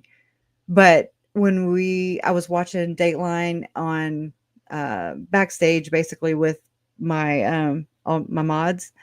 And so there was that one section that came up where Lori was like, Jesus loves you, but he loves me more. And I was like, that's what she told Kelsey. That is exactly what Kelsey said. Lori told her. Jesus loves you, but he loves me more. And the whole Lord's favorite and the bumper sticker thing. And I think it was Donna, but I was like, oh my God, I've been working on this. So I was like, I brought her to my Canva app to show her, like, I'm not crazy. I was already working on the Lord's favorite merch or whatever. Because we got to have fun with this. I mean, I do. It helps me. I'm not that I'm like, oh my God, because that's juvenile too. It can be, but it makes me feel better. It makes me get through it, just because they're disgusting. They picked on little children. Okay. That's who they were victims of the children even. And you're like, what? Also, Donna, I don't know if you can remind me so I don't forget, but I also noticed a theme between, this is all the time, y'all. I noticed a theme between, remember when Ryan Fisher explained what Tom Harrison's vision, his alleged vision is of OUR and, Tim Ballard, I guess, allegedly. Okay, so, I mean, it sounds kind of out there, right? It sounds kind of out there, like, and I'll share it in a little bit, but it's like, it sounded the same when Lori was talking with Melanie Pulowski and Chatty Daddy. I don't know. That's Melanie. Melanie was calling him dad. And her mom. It was crazy. And there was just this little snippet that I listened to earlier this morning. And I was like, oh my God, that sounds identical to their vision, to what Lori was telling Melanie in a blessing. And I'm just like, what are they doing? And why? What is going on? You know, like with Visions of Glory, with Tom Harrison, with Tim Ballard, what is going on with Lori and Chad and this whole group of people? I'm sorry, the circle is large, you know, 7 and help wanted, you know, they are equal opportunity destroyer, for sure. But what is really happening here? You know, like, why would they have the same kind of themes? I understand, you know, doomsday is doomsday, I guess. Anyways, I don't know. Let me know what y'all think about this, and I'm going to grab the link too so I can share it real quick. Allegedly. I don't do anything fast here. Okay, file. I just want to share it. Oh, right here. Big button. Dude, just give me the damn link.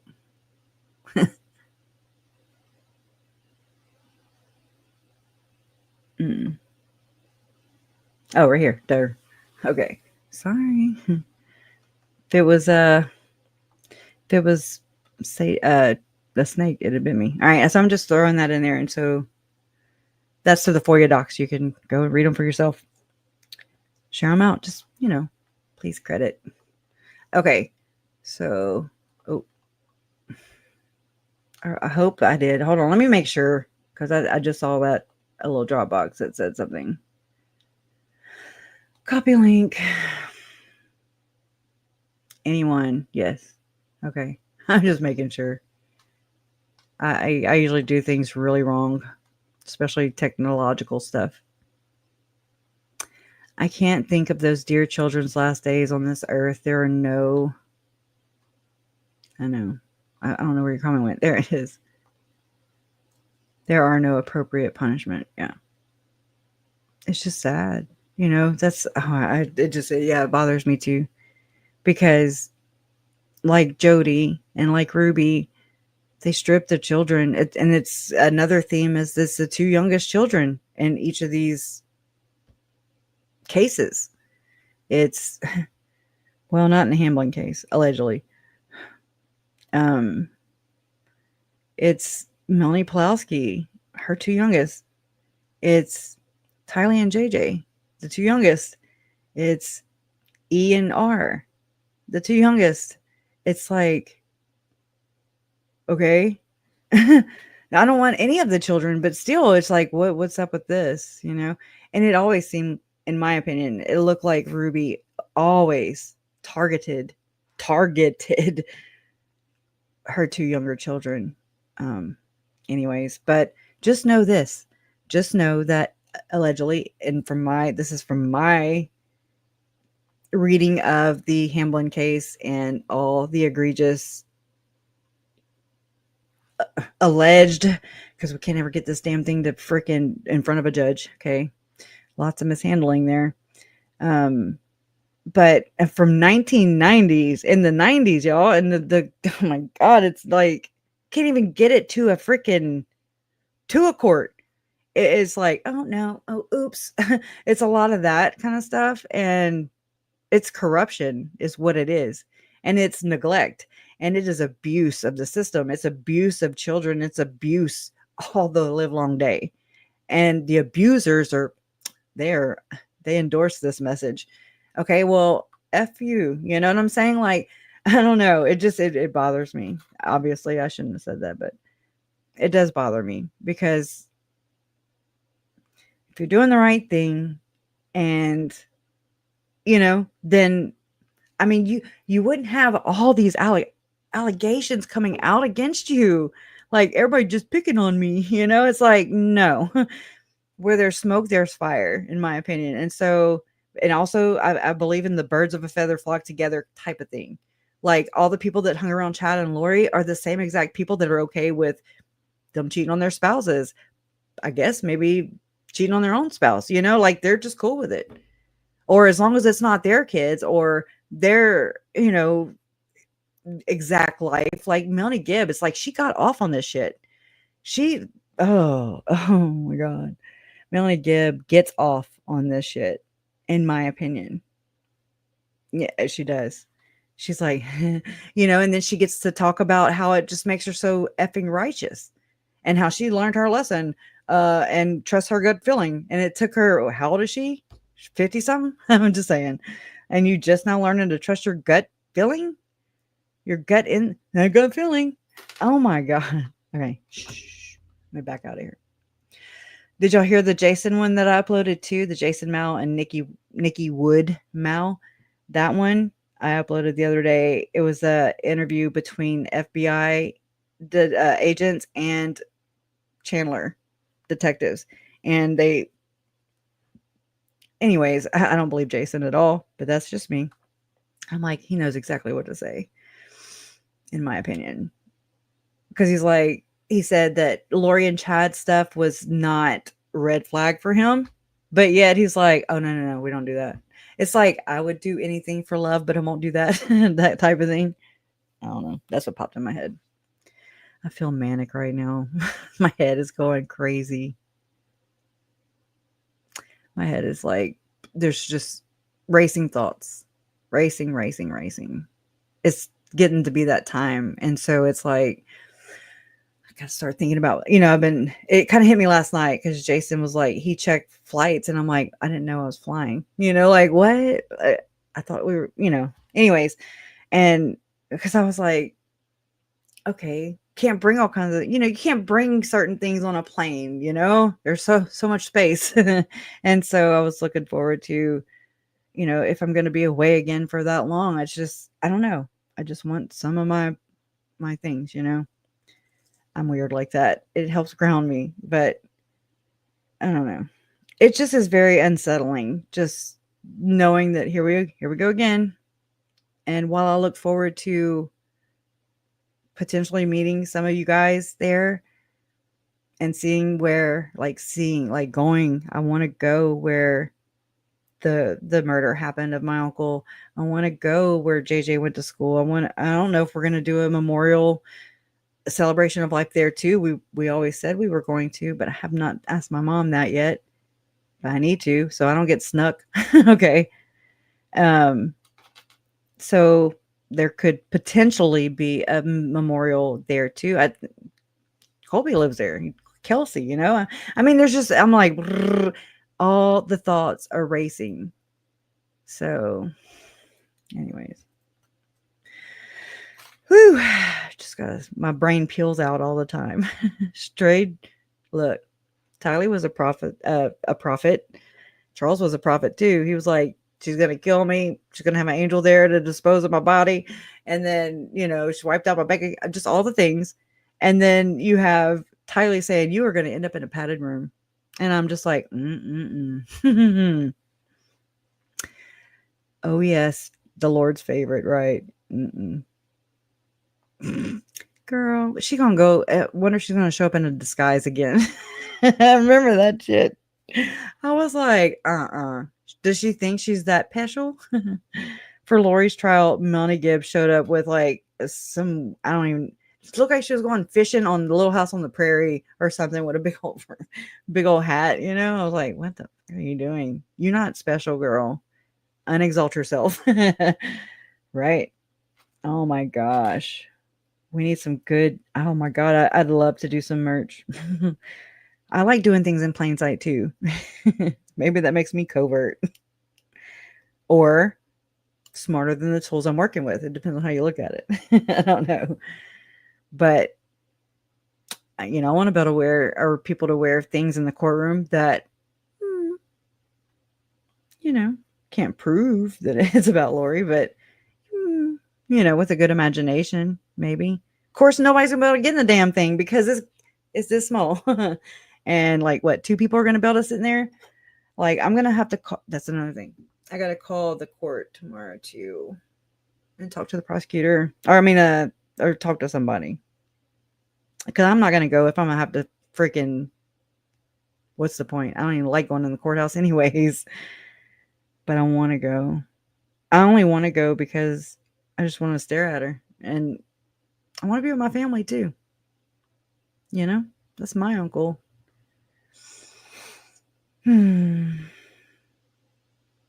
It's just sad. It's just sad. Anyways, she robbed us of like precious time and energy and anguish and just all the things, but I'm not sitting here like boudin or I'm not the world's smallest violin. I don't need it. But when I reflect, I'm just like, it's torture. It's continued torture. And she likes it.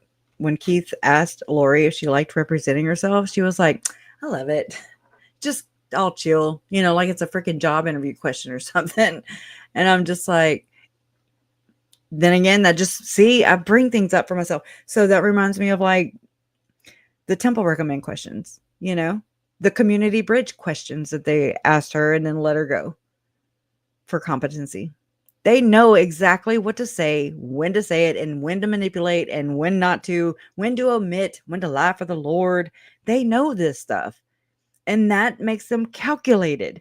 It makes them extra dangerous, in my opinion, because then, you just have these people that are one way. Two-Face has nothing to do with it. That's small. That's small fries. That's like nothing burgers. These people are literally plotting effing murder in the Holy of Holies. Their Holy of Holies. Where there are people who do hold the Holy of Holies, their temple and their membership to the church, they hold that as sacred. These people do not, in my opinion. Lori, Chad, Melanie, they're not excommunicated. Melanie, Nancy, none of those people were excommunicated. The only ones that were Julie, Eric, and Mike. Probably a couple others, but, and they get... Gordon Bowen was recommunicated, allegedly. Might have a hater in here or so. We'll see. He was... Alex was also excommunicated twice. But he's a damn sexual deviant, according to Alex. And everybody, his ex-wife, Debbie. It's just like, And Alex felt so unoffended or not offended by him being excommunicated twice from his church, yet he hangs out in a church parking lot. It could have been a parking lot. I don't know. Parking lot where Chad, isn't that where Chad served a calling? Was he like, here's the keys, bro. Help yourself. Don't steal my owl necklace. Use that to, tell when you're going to live or die. I'm being sarcastic. I'm talking out my butt right now. Fixed because of these treatments. She called me yesterday, totally manic. Oh my gosh.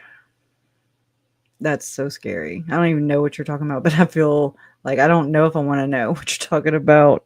I feel like I already do, though, And then Real Huggy Bear says, Tim Ballard went to, oh shit, brain camp? What the hell? Oh, are you talking about whenever... That was an interesting find because Tim talks a lot. He goes and speaks. This is his grift, in my opinion. And it's all their grifts.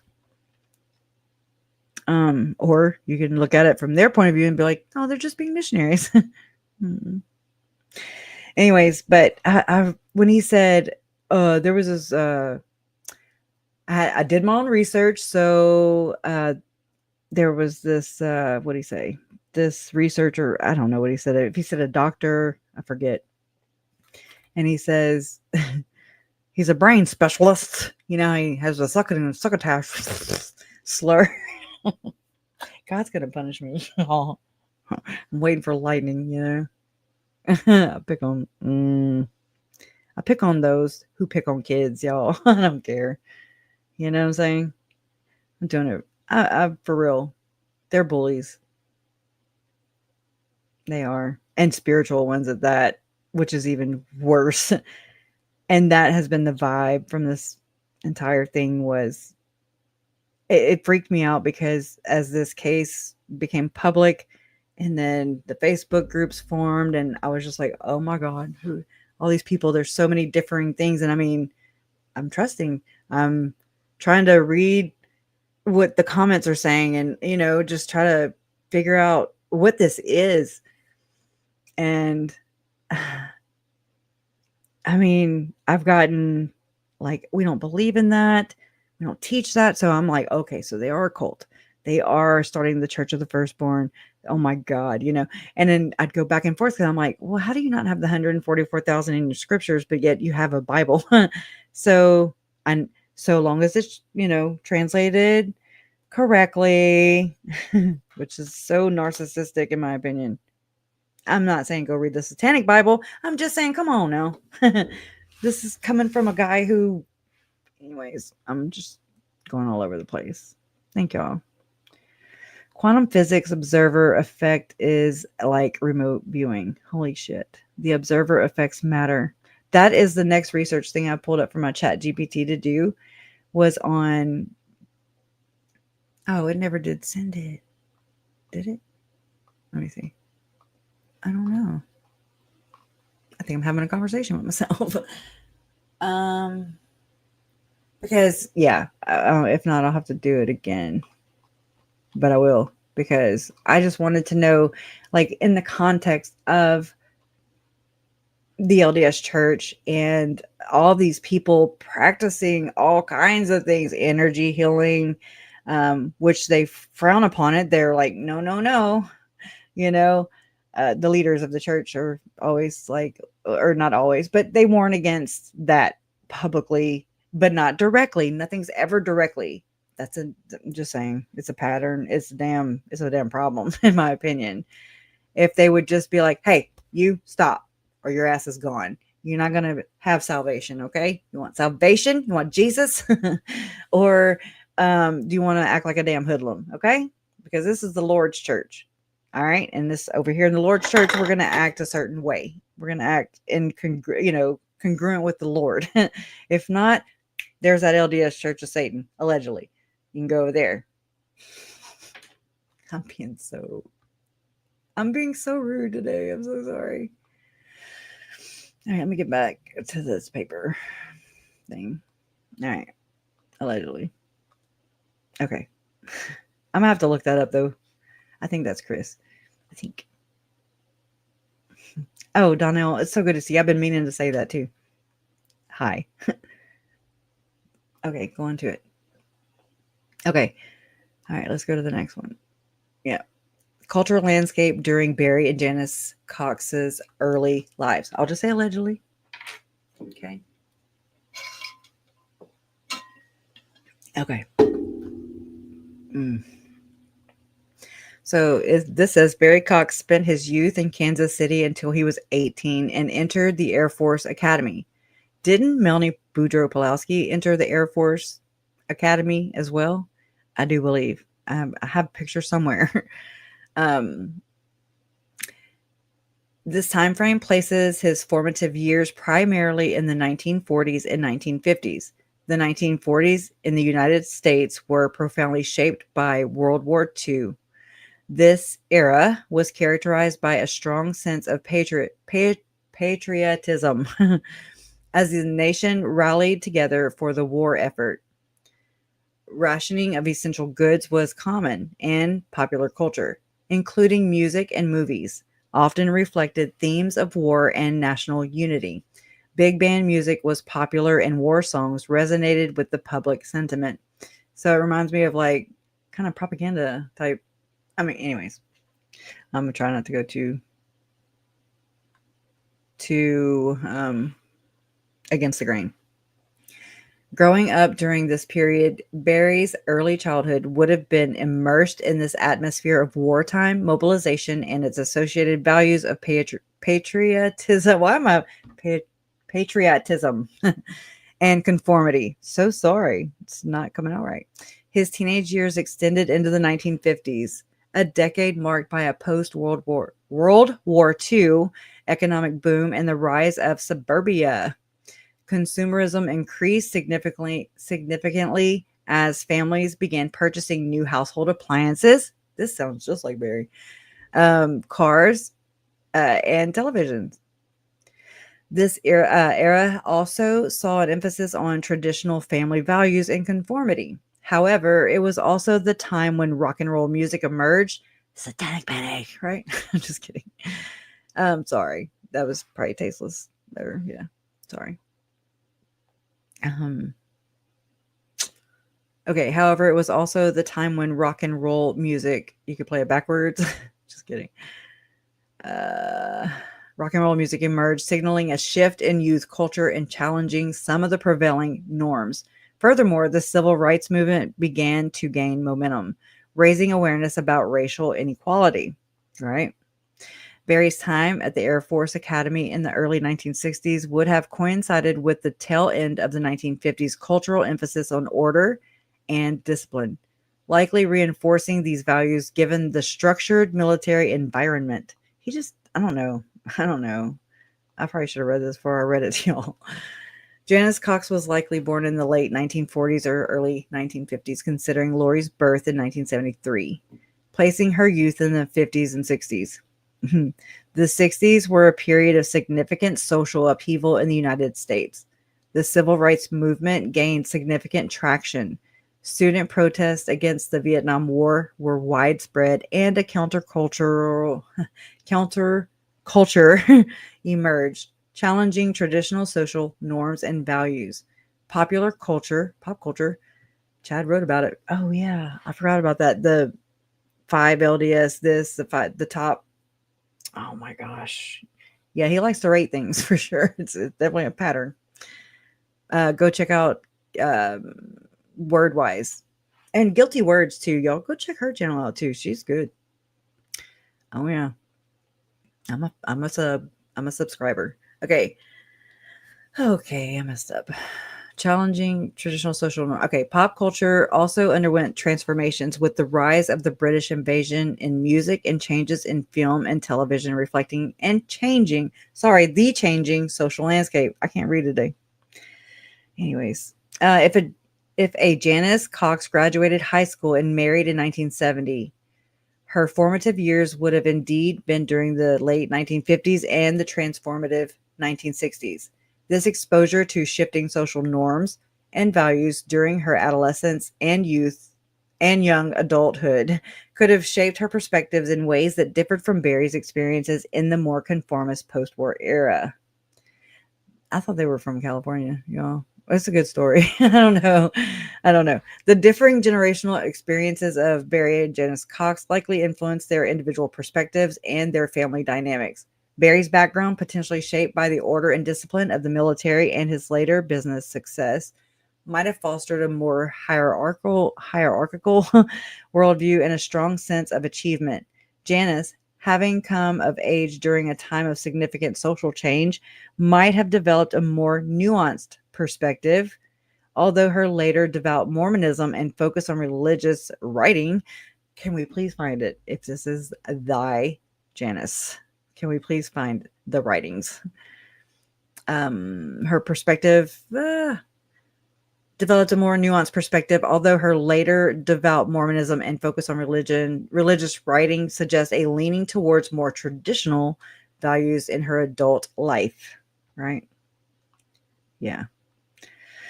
Okay, the interplay between these potential different perspectives could have influenced their parenting styles and the values they instilled in their children. The emphasis on being a quote-unquote a perfect Mormon family could reflect a desire to create stability and adhere to perceived societal expectations within their religious community, perhaps as a way to navigate the complexities of a changing world. Mm-hmm. So this is Deconstructing Barry Cox's quote-unquote How to Dismantle the IRS, Themes and Potential Connections. This was published. Anyways. All right. Barry Cox authored a book titled How to Dismantle the IRS. Okay. How to Dismantle the IRS. The central theme of which was a strong anti-government stance, specifically targeting the Internal Revenue Service. Right? Well, I mean, right? I have those court papers somewhere. I mean, in my arsenal, I'll just say. Okay. The book aimed to, so Barry's book aimed to debunk what he considered myths surrounding federal income tax. He's above that. And expose the quote unquote illegal origin and evil purpose of the IRS. You're not exalted, Barry. So simmer down. Of the IRS. Okay, so of the IRS. It was reportedly dedicated to the ideals of freedom against government tyranny, suggesting a deep-seated distrust of governmental authority and a belief in the paramount importance of individual liberty. Oh my gosh, that sounds like preparing a people on repeat. Okay, so a review of the book indicated a belief that the IRS was a weapon, a quote-unquote weapon, used to manipulate taxpayers, and that tax money was misused. It sounds like people when they sue the church, doesn't it? Yeah. The IRS. Okay, so if you just interchange that with a review of the book indicated a belief that the church was a weapon used to manipulate taxpayers, and that tax money was misused. Well, kind of. All right, this reveals that Barry Cox held strong convictions against the church. I'm just saying, if you just, you know what I'm saying, against government intervention, particularly in matters of taxation, viewing it as infringement on the freedoms of American citizens, mainly himself, I'm sure, allegedly, in my opinion. The user's query mentions that Barry Cox also wrote about zombies around the same time his grandchildren, Tylee and JJ, went missing in 2019. So, I don't know. This is a question I asked because I'd heard about it. While the provided snippets about his book on the IRS do not contain this information. Okay, so there you go. If this claim is accurate, it could suggest a preoccupation with unusual or apocalyptic beliefs within the family. Lori Vallow and Chad Daybell reportedly held beliefs about light and dark spirits and the concept of people being zombies. And I mean, I believe that snippet I read from the FOIA docs Chandler police investigation about the text between Janice and her son Alex about Charles, to me that was like a sneaky dig, and like a communication between an alleged collusion, whatever, network, conspiracy, however you want to work this. Okay. Birds of a feather. You can say flying monkeys. You can say bullies, like people teaming up on other people, especially unknowingly. Like Charles didn't know he was going to war, or he didn't know that Lori had waged a war upon him. And so this is another fascinating thing that I of course I think about these things all the time. But how to Lori that Tammy has visited her. Let's entertain this for a second. Tammy has visited her in heaven, or you know what I'm saying, since she put them in heaven. Tylee, JJ, they've forgiven her. Forgiven her for what, right? What'd you do, Lori? What'd you do? You were the only one there, right? She tells everybody that, you weren't there. Summer wasn't there. Mom wasn't there. You know what I'm saying? How Lori does that whole, sound like a damn 2-year-old. But, okay. So Tammy has visited her, Tylee, JJ, not Joe, and not Charles. And I find that, I was like, oh, and I'm sure Alex visits her. Woo. It is wild, y'all. These people are wild. Super, super wild. Hold on. I can't operate this. Hold on. It waits. That's why. But yeah, so I mean, I'm just like, okay. I wonder why. Like, I wonder why all her victims visit her except for Charles. But I remember Melanie Gibbs saying, I don't know where I saw it or heard it, but there's too many damn things now. But where she said that Melanie Gibbs said that she would talk about Charles. Yeah. And anyways, hold on just 1 second. Control. My microphone's right here. Okay, let's look up cremation. Okay. All right. I'm going to go to this little part right here and we're going to listen to it together. Yeah, we're going to listen to this little snippet. I know. I'm ADD. Can you tell? I'm circling. And I'm kind of crazy right now with my brain. It's going crazy. Okay. This is the day that Ian Pulaski testified. Remember whenever one of the attorneys or whatever, the attorneys for whatever, I don't have that on hand right now, but they were kicked out because they could have been communicating, I'm like, whoa. Let's see.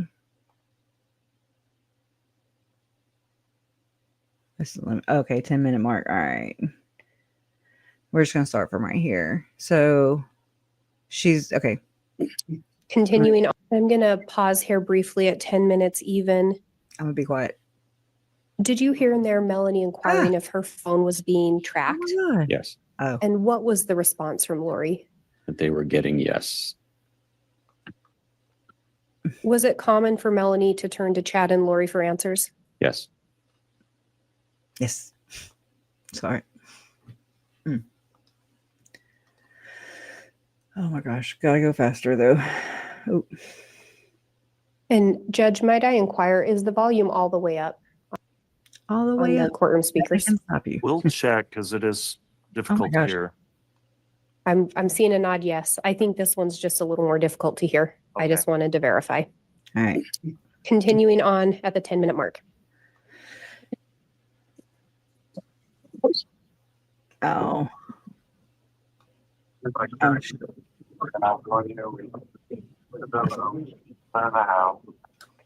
Many dark nectar. Booby traps or time bombs that might affect you, and raise the vibration in the house, put sheets of light around all sides and protect you. Close all dark portals that are nearby. Sound like Julie Rowe, but a man. Protected. The dark side can be kept at bay. So this time, Melanie Pulaski, by the power of the Holy Melchizedek priesthood and the patriarchal order, and in the name of Jesus Christ, rebuke. We lay our hands upon your head and invite many others to come.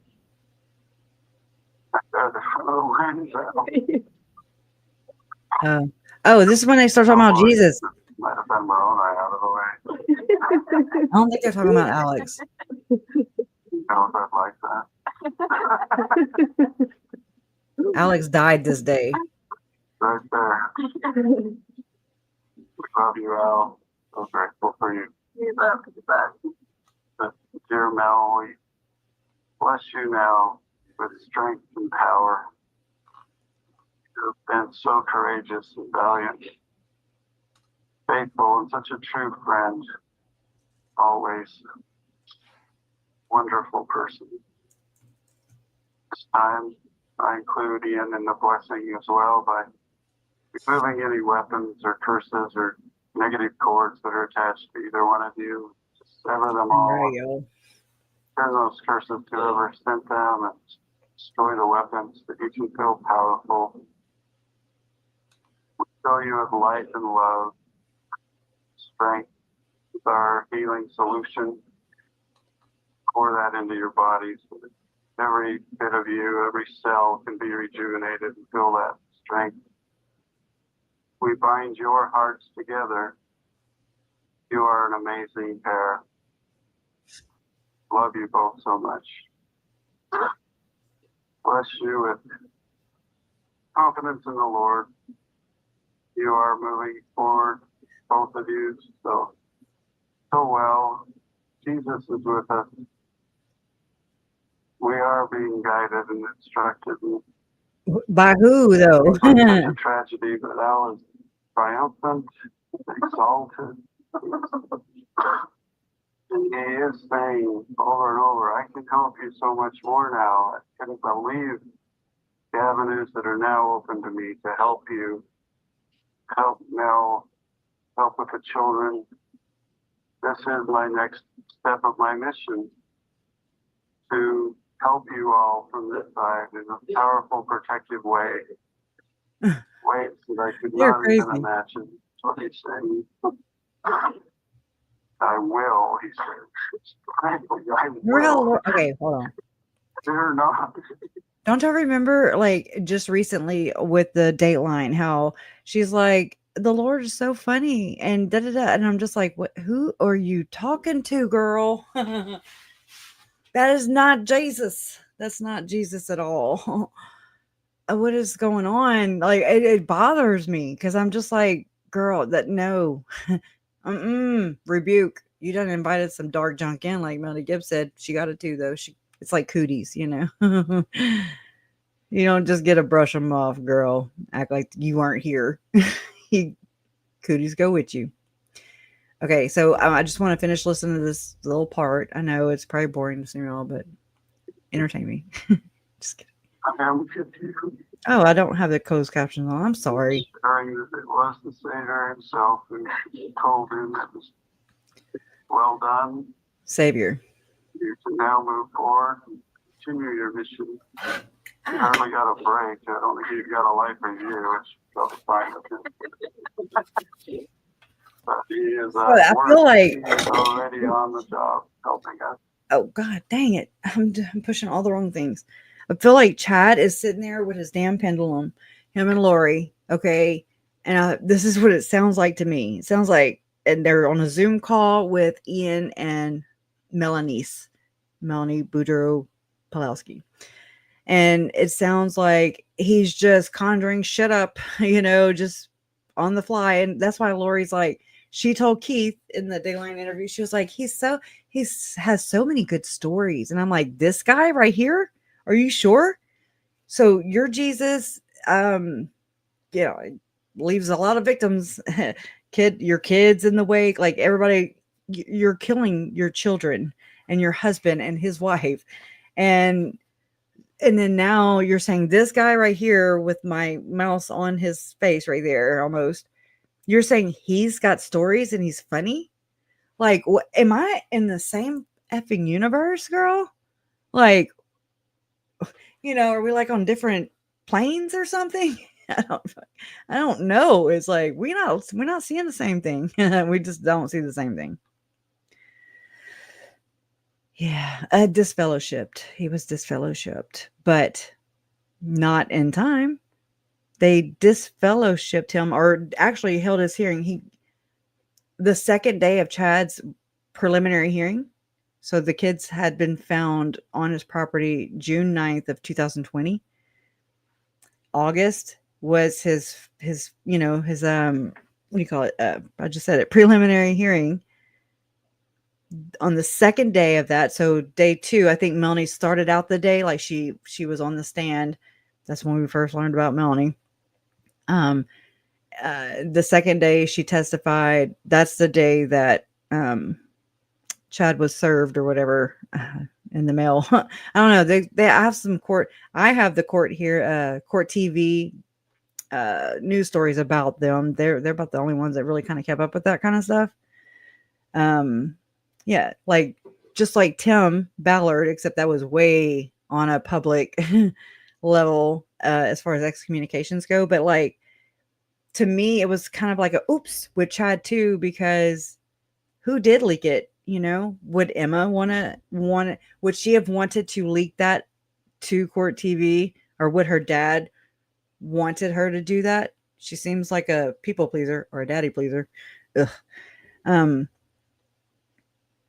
I don't know. What would, in John Pryor, what would he gain out of that too? If the church, you know what I'm saying? Like, what's the end game here? Who leaked what? Because so many things, the church, in my opinion, I am saying the church, in my opinion, stepped in front of, stepped between my family and all the victims of these people and my family and obstructed the justice. Okay. Because they sent out letters that were, whatever. Ooh, it's so aggravating because it's like, really, like these are it's just been a big wake up call for me. It's for real. And so I know I can be bitter. I know I can be very just, I don't know. I just call it as I see it. And it's like, these are actual human beings that you don't give two shits about, church. Okay. You're just like, okay, let your freak flag fly, just proselytize and monetize, just keep that 10% rolling in. But it's so like,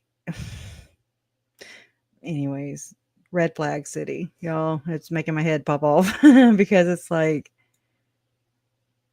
I know that's way more than what you asked, but I don't know. Just, I'm pretty triggered right now. Let me finish playing this. Now they're talking about Alex. Bless you, Mel, physical strength. Oh, also, do y'all remember Chad did a 10-part series or 10-week series with Mike and Nancy James, Preparing People, aka Latter-day Media, those peeps.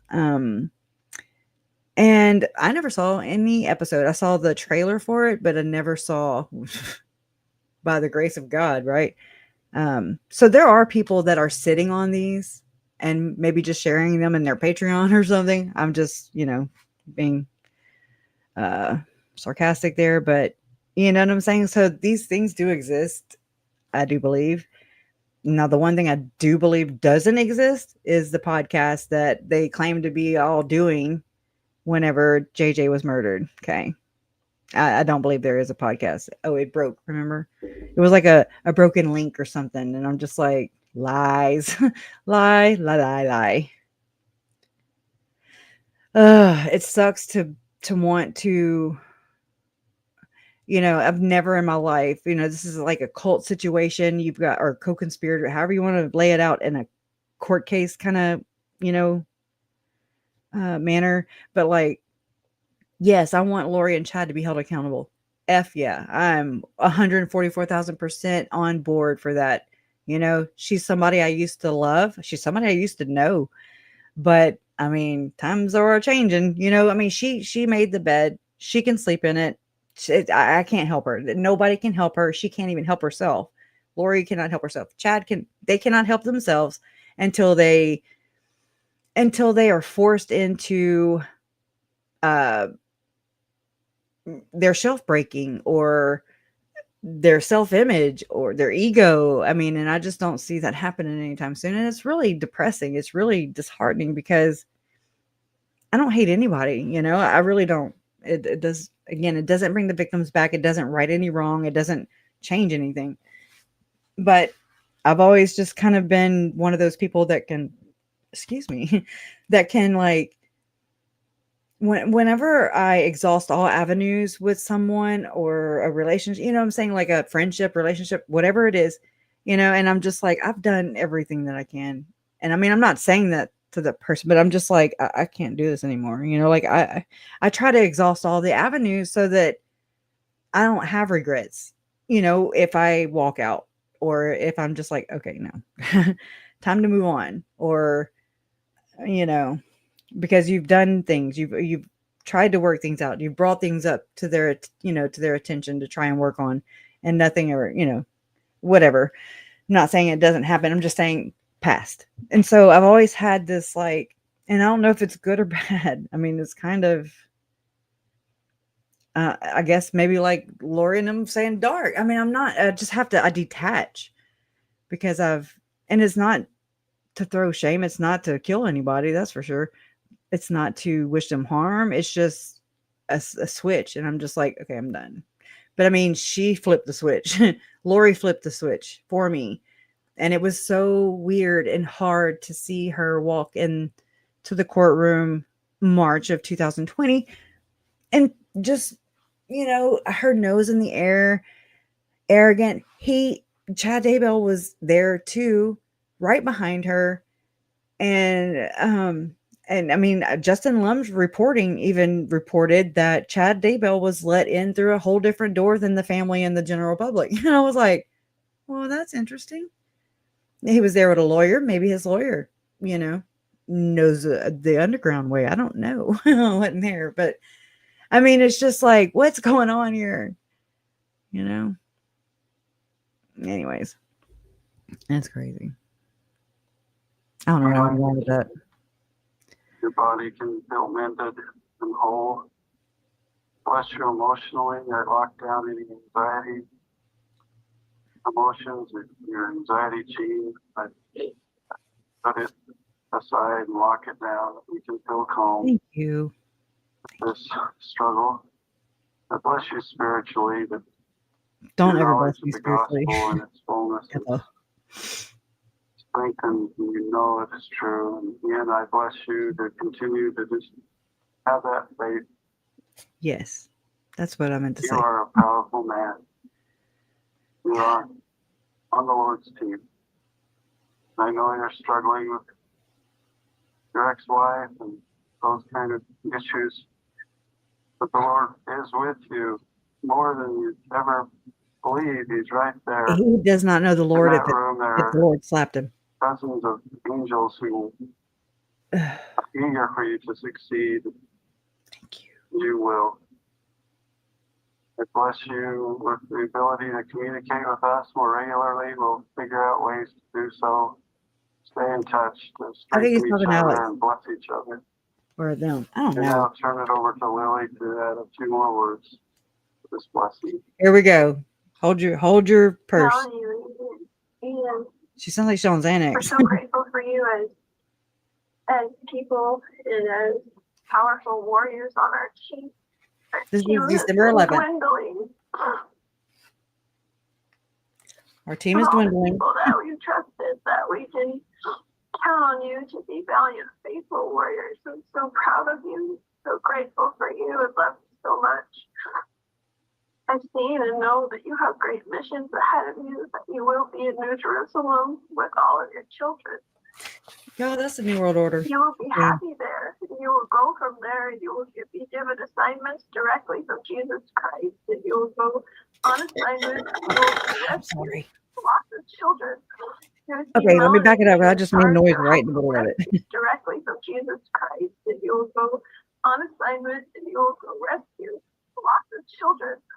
You're going to see Melanie being in charge of how the children being brought back will be distributed and helped and loved, and Distributed. she didn't think she liked that job, but she is gonna love that job. It's something that she is great at organizing and helping and loving all those children. You will both have the opportunity to love so many children and help so many children in this lifetime. What, Passover? We are grateful for you being strong. Okay, so that kind of passes, right? And so I'm old school, y'all. I wrote all this shit down. It took me, I was like, oh my God, I got to stop. They just keep going and going and going with their freaking blessings, y'all. Yeah, here's Lori. She says, I'm just going to read it back. So Melanie Pulowski and Ian Pulowski. In the recording, Mel P asked Chad to give them a dual blessing via Zoom. Heavenly realms will participate. Angelic ministers are there. I see both of you. This is Chatty Daddy. I see both of you all. No, this is Lori. Maybe not. No, okay. This is Chad. I see both of you all over the world helping those who need to come. And I'm like, come, that's interesting. Not versus to go to, like to Zion. So you're going to come to Zion, right? I'm just saying. All right. I see both of you all over the world through portals, helping those who need to come to Zion. I see the two of you. This is, again, to Ian and Melanie Boudreaux, Pulowski. I see the two of you back and forth raising your children, but also leaving them in the care of trusted family members because of your great power and importance. You will spend days and weeks at a time helping bring groups to Zion. Those are those are wonderful promises, and I know they will come true, says Chad Daybell. I'm just saying, this was December of 2020. Their world was slowly, it was quickly coming to an abrupt second coming. Come to Jesus meeting. Reality. Okay, so it says, you will spend, did I say this? No, you will spend days and weeks at a time helping bring groups. I did say this. Okay, so those are wonderful promises. I know they'll come true. Okay, I bless you now on a more personal level that Melanie, you can quickly heal from your illness. That combined group, that combined group will use their healing power to strengthen you and bless you. We reach into your physical body. I was like, ew. And extract any spiritual or physical illnesses, pain, phobias. He just starts naming shit. He really does. And all kinds of possible darkness that has been implanted in you. I was like, isn't she pregnant at that moment? You know, probably, maybe, don't know it yet. Yeah. I remove it all. I sever all negative cords, says Chatty Daddy. Chad, the patriarchal daddy. Chad, the inverted patriarchal daddy. How about that? So continuing on, it says, and this blessing included in that we are doing this for you as well, in severing all negative cords and clearing you of weapons and lifting curses that may have been placed upon you.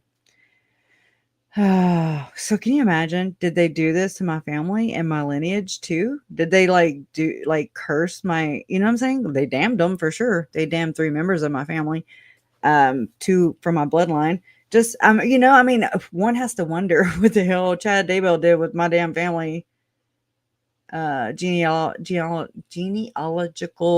whatever chart that Lori sent to him or whatever. Oh my God. He emails her back and he's like, here's the family history you requested. And I'm just like, that's it. He's rating 2D, 4.2 light, 4.2 dark, that list. And I'm just like, oh my God. I know I'm saying, I don't see any of my rest of my family's, my ancestors' names on there, but Chad relies on his ancestor, So a lot of this is what this is. They're praying to their ancestors to help them. Remember when Lori was icing Chad out and he was like, okay, my grandpa Keith is here and he's not going to help you no more. No protection for you, and then so he's like, would you at least send an emoji or something back, and I'll restore. This is not me manipulating, something like that. And so she sends a little emoji and whatever. And then he's like, okay, you're restored. It's just like, what the F are y'all doing? What are y'all doing? What have y'all been doing? And who said that this is okay? And who is around them and not having red flags? This reminds me of when Ian also has said, I think it was in Lori's trial, where he says that there were so many blessings flying around. And y'all, that made me freak out because whenever we had their celebration of life in Idaho last year, Chad's trial for Tylee and JJ, I was like, Mom, hold up. Can we not have any of that going on, please? And she was like, oh, I hadn't thought about that. And I was like, oh, I did. I got you, girl. And I mean, I was like, that just seems like that's why they're kind of here that's why they're here in the first place, because these blessings just flying around.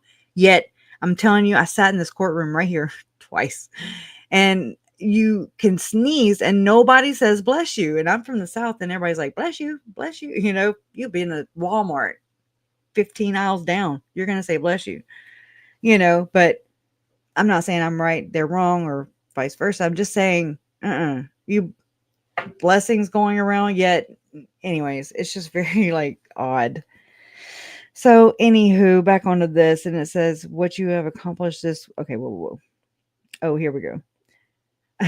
This is interesting. This is that covert shit, severing. If you're not really paying attention, whatever. They just talk about Jesus, right?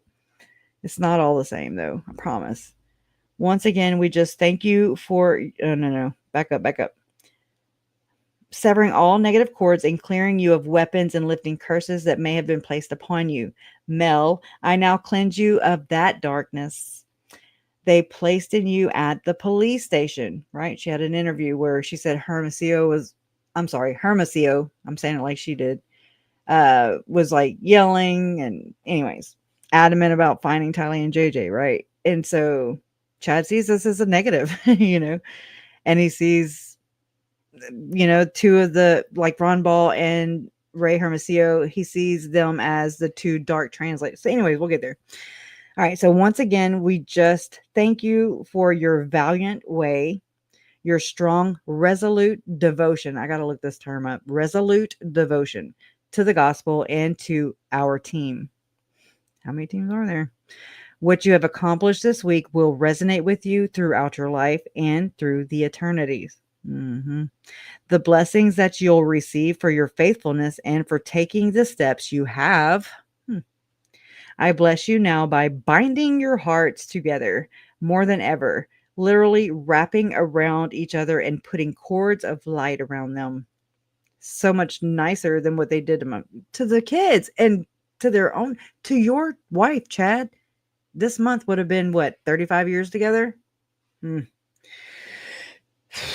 These are some really turned around individuals. I know I'm preaching to the choir too. All right. That you cannot be separated spiritually, right? Tell that to Lori Lilly. All her little names. And that even the times where you are apart, the physical world, that you'll still feel that connection and unity.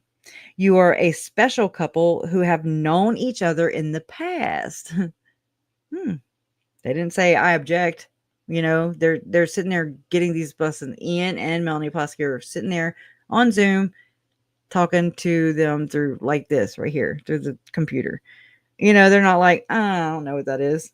I mean, so this tells me that like Melanie P most likely believes that this whole past life doctrine stuff, that's multiple mortal probations or reincarnation, whatever your spin.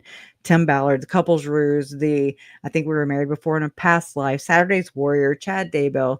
I mean, Julie Rowe, Tom Harris. I mean, come on now. Y'all, this is a big group. Jody Hildebrandt believes in past lives too. So does David Hamlin. In the documents, I always forget who he says he was. It's like some Hollywood actors or something from past lives, or I could look it up, but it'll take me too long. And then Jody with her riding Charles the Lion in heaven and shit. And then you have Kevin Frankie, you go listen to that audio of him talking to the police, and how Jody thinks says she's going into possession. This is the Church of Satan, in my opinion, the LDS Church of Satan. This is what this is.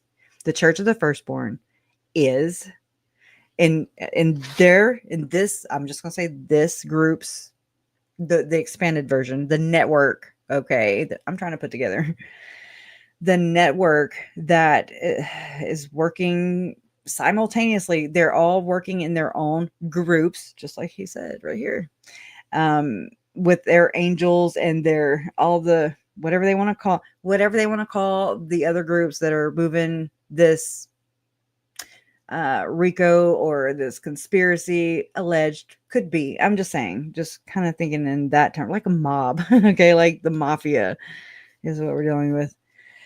But they're all moving one step further to advance and thwart, in my opinion, could be. They are the Gadian robbers in Mormon theology. They are exactly what they're warning you about. They are going to be the wolves in the sheep clothing who are saying, no, I'm here. Hey, little girl, and then boom, hey, JJ, it's okay. Come here. Let mommy hold you. And then do some real wicked shit. Here we are. I'm just, come on. Tylee's, cleaning her room. She's just, I don't trust her. That's when she's like, doesn't have trust. And it's so backwards. It makes me concerned for all the kids, known and unknown, future and past and present. It's like, I don't know, just a really jacked world. Okay, continuing. You are a special couple who have known each other in the past and have helped each other so much already, and your union will be looked upon as a true love story. I wonder if it's like James and Elena part 80. Coming soon. All right. happiness, and how to treat one another. Let me see. And be an example to thousands and even millions. He was probably thinking like, oh shit, this is going public. Just kidding. And even millions of how a man and woman should respect and love each other. What, like you did Tammy, Chad? I mean, like you did your daughters? Like you do anybody? Nobody do you? Anyways. Okay. And his mom even, it just, to me, I don't know, every one of these, the more I look into the family dynamics and just seeing like, I see more and more similarities in all of these people, all the things that they have said, not all the things, but a lot of things that they have said. I'm working on creating this proof is what I'm going to create. And yeah. And then, so it's like, I don't have it all together now, but I am building all this. That's what we're doing. I didn't know that's what I was going to do, but here we are. And so when I saw the Michael Tilleman come out and, sue, and I'm not trying to sue these people. I want to, it's the principle. Okay. You know what I'm saying? Like there is a network of people who are all doing this same like-minded behavior. I don't care. There's 3 people in my family that are murdered. My mom was marked as a zombie. Have you ever followed Ervil LeBaron's case? Like that cult? That's the first one I researched. And I was like, wait, so people were dying after he was dead and or in prison? Like, like a lot of people, 25, I think, is the body count, the victim count. And so if he's not doing it, and so here we had Alex, going all freaking psycho. It's like a murder. It's like a serial killer by proxy or something. Or who would be the proxy? Would that be Lori or would it be Alex? Would Alex be the proxy? No. Right? Am I getting that right? Or do I have it backwards? Most likely, huh? So if it was, oh my God. I have an 8-year-old. Oh, shut, baby. Give him hugs.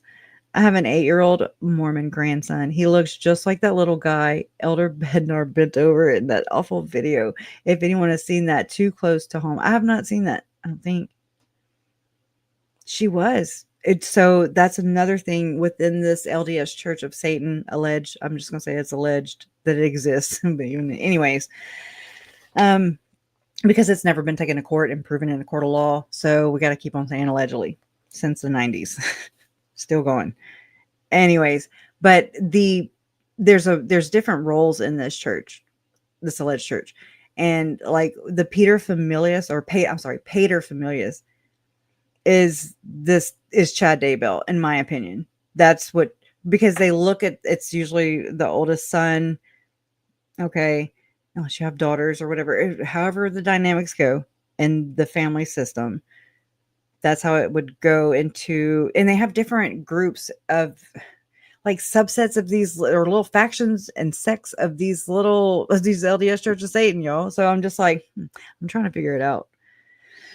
But we're circling really close with Tim Ballard, with Ken Krogh, with Gordon Bowen, then that goes Hamblin, that goes Tom Harrison. I'm just like,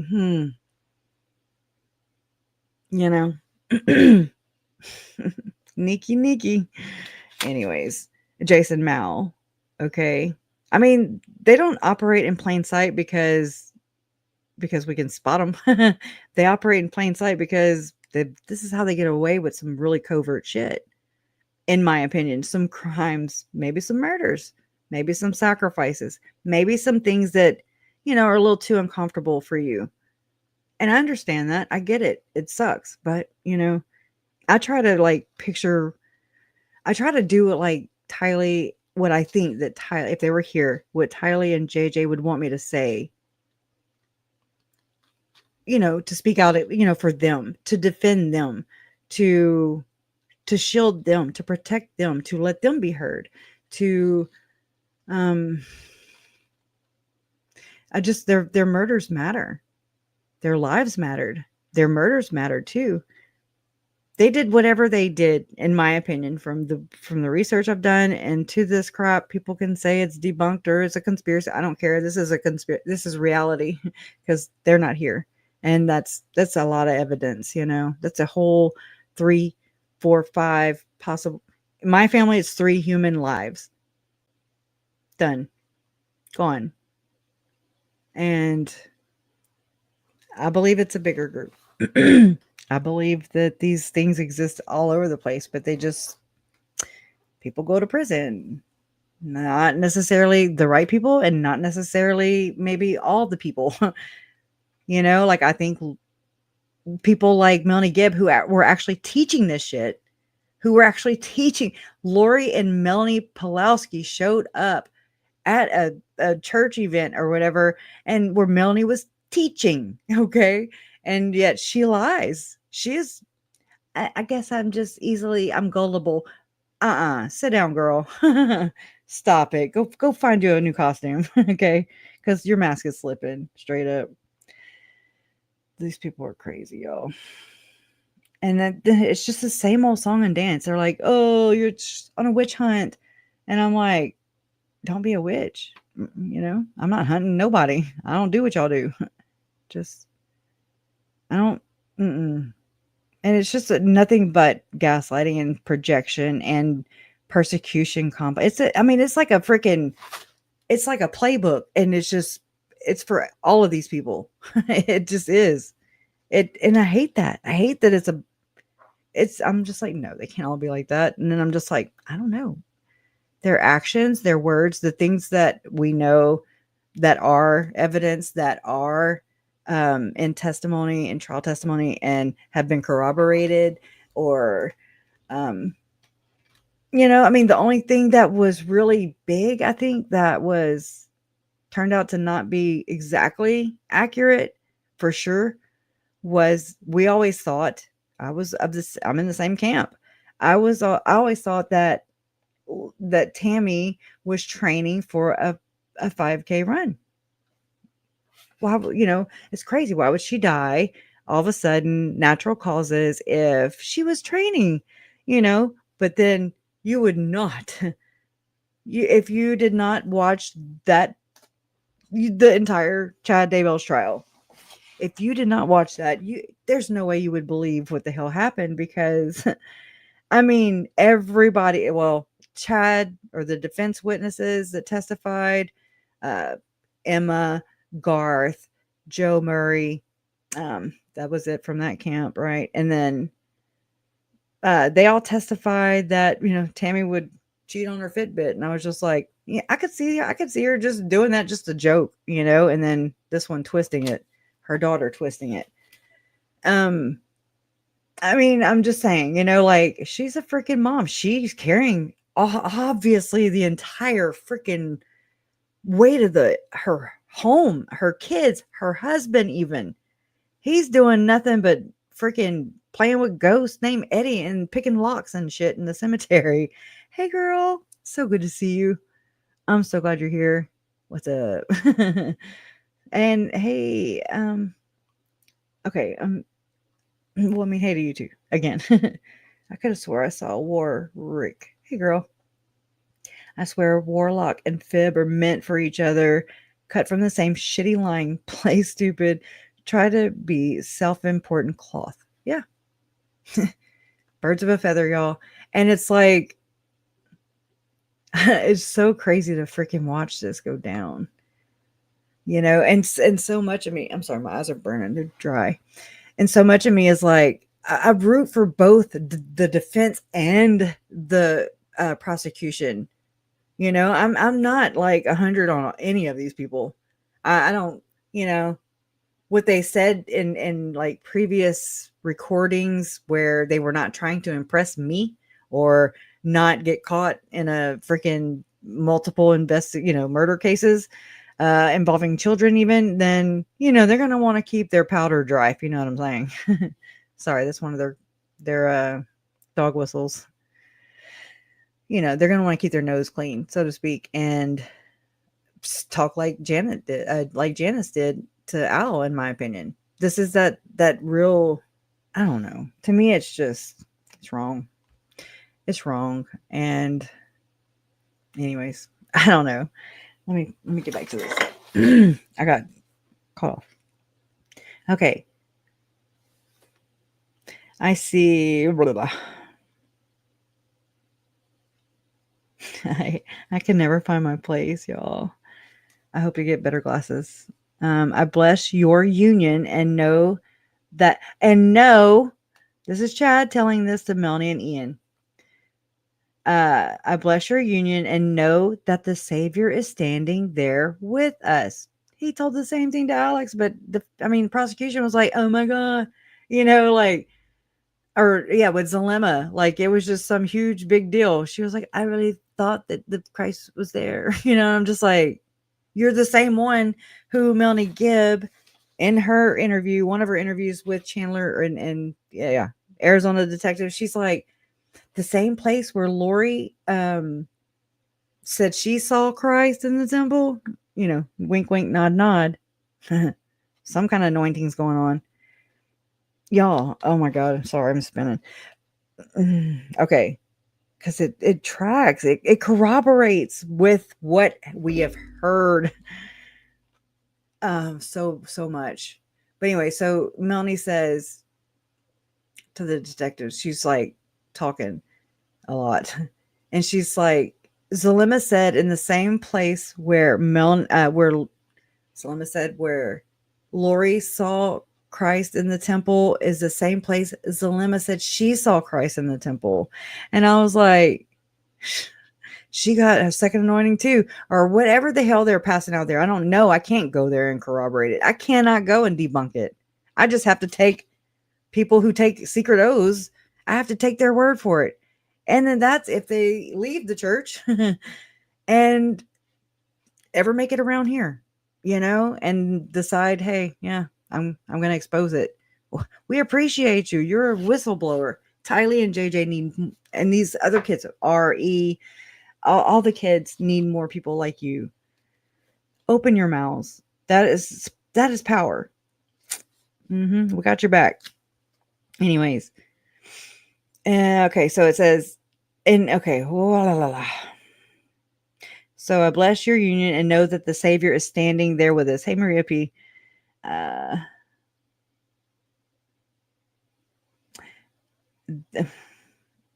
Okay, he is very pleased, very, very pleased with your choices.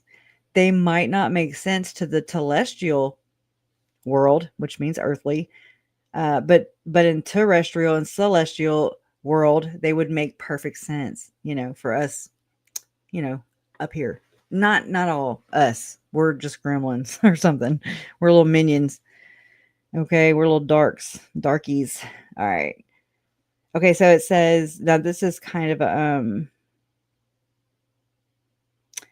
and for your valiant efforts, you will be memorialized. I thought that was weird. You will be memorialized, and they are singing praises in heaven. Okay, I see, and this was kind of hard to hear. I see fire, thousands. I don't know. It doesn't make sense. Like they make up the songs as they, oh my God, like they make up the songs as they go, like Lolo does. Laugh. So they're laughing and giggling, of course. They're praising you two right now and just singing to the heavens for what you have accomplished. And I do want to include Al and Zalema in this blessing again. So he says again, right? So this is not December 11th because, well, maybe it is because they're weird. I didn't go back far enough in this.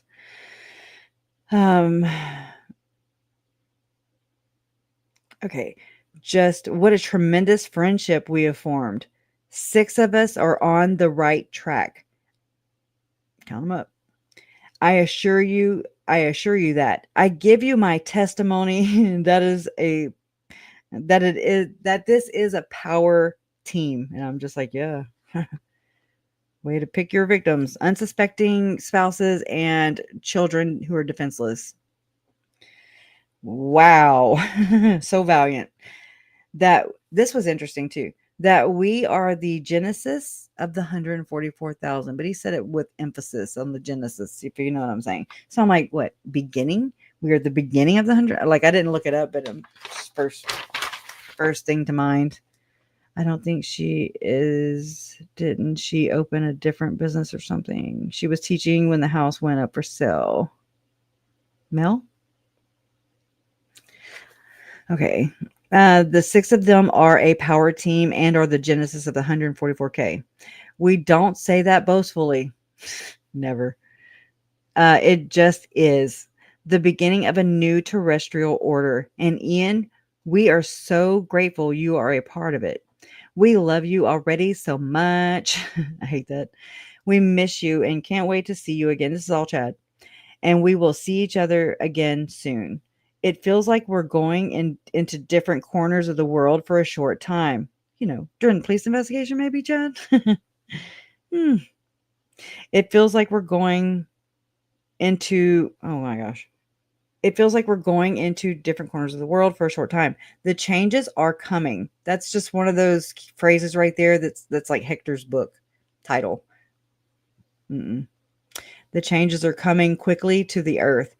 Will allow us to reunite and not be under the pressure of the telestial, he's like, the telestial police, No, not those, not you, Mr. Cops and policemen, the terrestrial, but they're like talking about them right there in front of their face.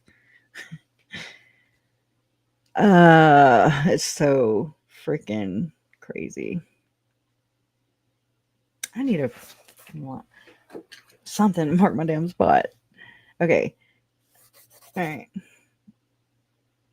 That they will have greater problems to deal with, and even those that are pursuing us may have their lives.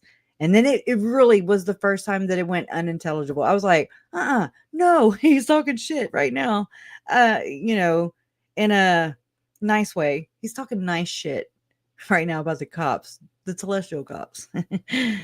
And it went, and I was like, no. I mean, I was just like, wow. Anyways, the changes are okay. The heck? The changes are coming quickly to the earth will allow us to reunite and not be under the pressure of the celestial police forces. That they will have greater problems to deal with, and even those that are pursuing us may have their lives. Unintelligible. That will open up the way for us to see our powers fully. I was like, and to continue to, quote unquote, cleanse the earth and to bless it. I was like, oh my bejesus. Okay, Mother Earth loves each one of us and knows us. Okay. I don't think that's, anyways. All right. We will be helping her, Earth, Mother Earth, remove darkness from this world. And I'm just like, wow, why don't y'all come up with some new lingo, because you suck at it. Okay. Find you something else. This isn't working out for you, obviously. Don't write a book. Don't write another book about it. Okay. And then I promise you a new home. I promise you a home in New Jerusalem. I'm telling y'all, just pretend this is a new world order. If it did exist, whatever. I'm just saying this is what they're talking about. That's second coming. They call the second coming, these people right here, the inverted people that I research, they are talking about this bringing in their new world. If their conspiracy were to work out, if the conspiracy even existed, to all you people who are like, that don't exist. Maybe not. Hopefully not, right? Because if so, it's going to be real shitty, not very fair and balanced at all. We'll rent everything down to socks. We will rent socks. Allegedly, according to this story. That has not come true, but it looks like it might be. I promise you, okay. All of us, we have homes there. That will be our home base. I went through a lot of paper. As we work, as we work under the direction of the Savior. I'm like, just pretend Jesus is, obviously Jesus is not here. Okay. Just pretend like they're just talking, but using Jesus stuff, like Jesus language, just the lingo. You can do it to, you can like put this to Chad's train stream. Chad's train stream is this, but it's just, that's why they sound so much alike, y'all. I've got books over there from LDS prophets, from, earlier prophets in the church. And I'm just like, they all say the same freaking thing. Just different story, different theme, same thing. Julie wrote. That's why we're like, oh, did they plagiarize? Yeah, it looks like that, but they're not saying anything anyways that's important or of substance to us who are on the outside. This is for their people who know how to pick up, who are in their club. They have their signs, tokens, symbols, handshakes. I mean, outside of Mormonism, even Chad was a Eagle Scout. He was, I don't know if he's a Freemason. I mean, I'm just saying there's so many different aspects that can splice into this. And it's just like, oh shit, okay.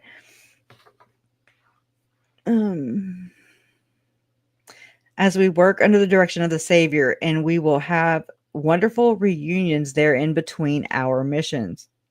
Okay. How many missions you got? I need a mission statement. Okay. Stack.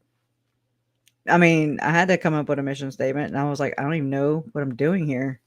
I'm not even trying to be a mission. You know what I'm saying? Like, it's just, we got to have one. We would like them to have one. It will be a glorious place where the vibrations will just radiate constantly. And it's just like Tom Harrison's Visions of Glory. Okay. That's the same spiritual vision. It's the same thing. Same thing, same shit, different day, same trailer, different park. It will be a glorious place. Okay. We will feel the love of the Lord. Tangibly. Yes, this is so Tom Harrison shit. I didn't realize it when I was writing it. We will be beacons of light. Here we go, code words.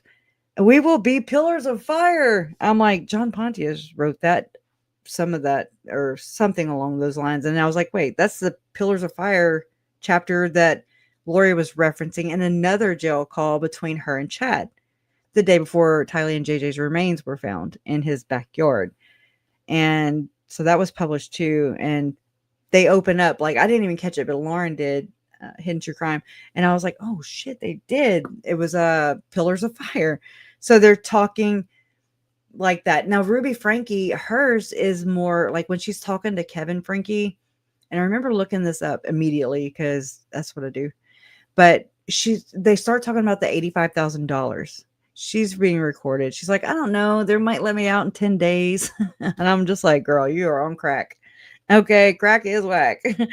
Okay. And she was like, or she said something. And she was like, or 10 years or whatever she said. But then, so they start kind of talking about the money. And then she's like, she just mentions this author out of nowhere. And she's like, Victor somebody. I forget the name right now. And I looked it up, and he's like I want to say a sociologist, which is interesting because I was like looking into David Hamblin's dad, Robert Hamblin. And he's, sociologist. He was doing experiments, getting paid by the federal government, and reward and repetition. Who does that sound like? Anybody who knows? If you know, reward and repetition. How do you train a dog? Reward and repetition. How do you train a girl to perform oral sex? Says, oh my God, it just slipped. Levitt. We have it on tape, He's like, you do it by repetition and reward. And so I'm like, oh, that's not good. That's suspicious, right? Where is it at? I actually have that pulled up. Just got to find a tab. Thank y'all for being here with my crazy ass right now. Okay. Thank you. I appreciate it. Okay, hold on. Okay. I opened the wrong window and it blared in my ear. Okay.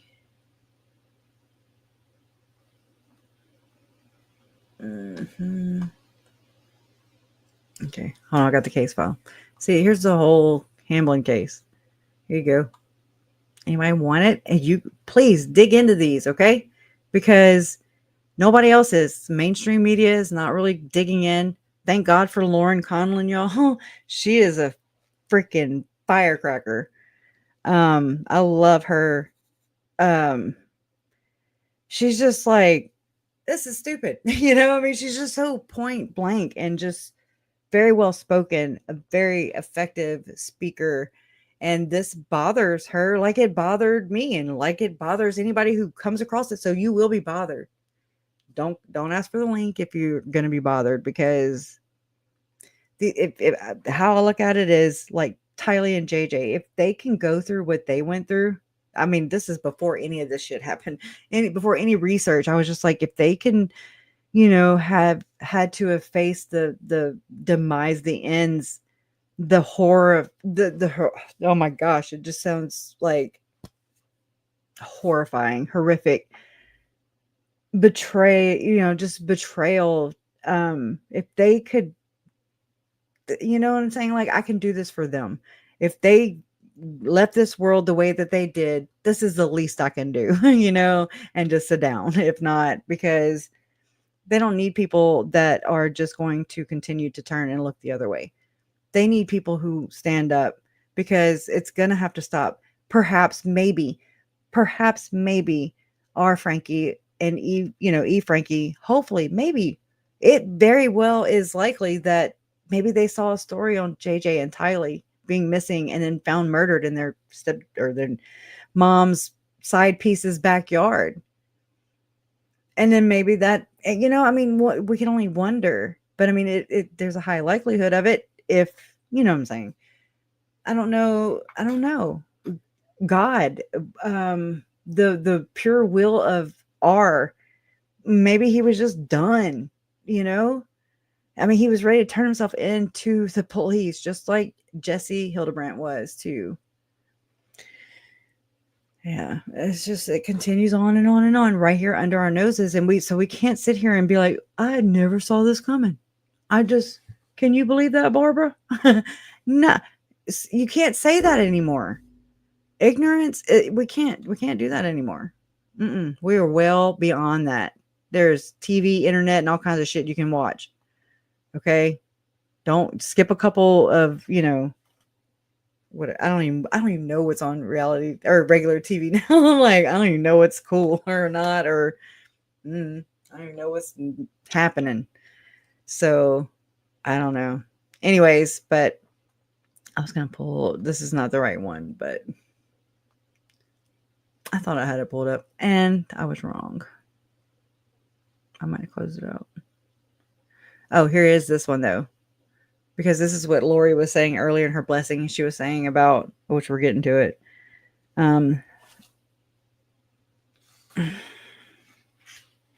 Right here, I bless all. Okay, all right. Pillars of Fire, John Pontius, and I was like, John Pontius, Visions of Glory, Tom Harrison. That's where that Pillars of Fire shit came from. Okay, blessings that have begun for us will just continue to accelerate. And I was like, oh shit. I bless all of us. Of course he would. All of us one more time with physical strength, spiritual devotion. I feel like it's like a team. It's like, a back room at like Kmart or something.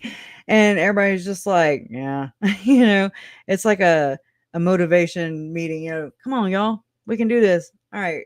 Everybody on 1, 2, 3, anyways, Lord's favorite. I don't know. I bless all of us one more. Okay. I already said that. Okay. It says spiritual. Okay. I bless all of us one more time with physical strength, spiritual devotion, and emotional ability as we face these small but trying times. Oh yeah. The trials are real, Chad Daybell says. He is a prophet. But we will overcome them. Negative Nelly. The Lord is watching over us.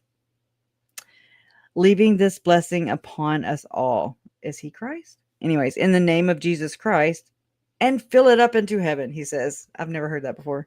Amen. I was like, Jesus. I mean, I didn't write Jesus, but I was like, holy shit, hallelujah, I wrote. Fudge. And so portals, I wasn't even going to write anymore, but portals via Ian. So Lindsay asks Ian, she's like, okay, what's your understanding of what portals mean in this group? And he's like, upon reaching a certain ability or level of spiritual worthiness and strength, you could open up a portal and step through it. Kind of like the door. I don't know. Step through it and land anywhere you saw fit. So you could open up a portal and step through it and land anywhere that you saw fit. Okie doke. All right.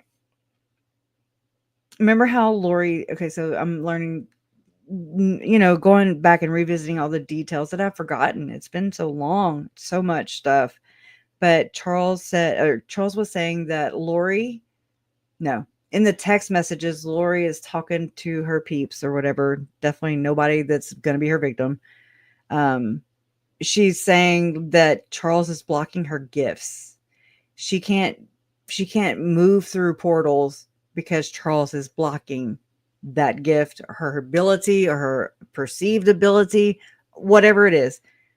In those text messages, that's what she says, that Charles has to go. He's blocking my ability. I can't freaking portal with all my portal friends. Oh my God. Stupid. All right. So what was meant by reference to cords or cord cutting? Ian's like, cords kind of act as anchors to negative things or positive things that tie you to a negative or positive force.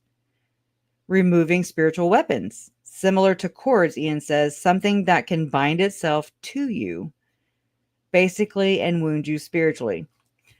What about the 144,000? What was Chad's role, or what was Ian's perceived role? Ian's perception of what Chad's role was in this 144,000, or what he claimed it to be. The group of individuals that would bring in the second coming of Jesus Christ. I feel like Ian's lying right here, or just kind of, well, I'm not going to say lying, but he is definitely not elaborating. This is that whole, I gave you okay. You can go to anybody and they could give you something about similar.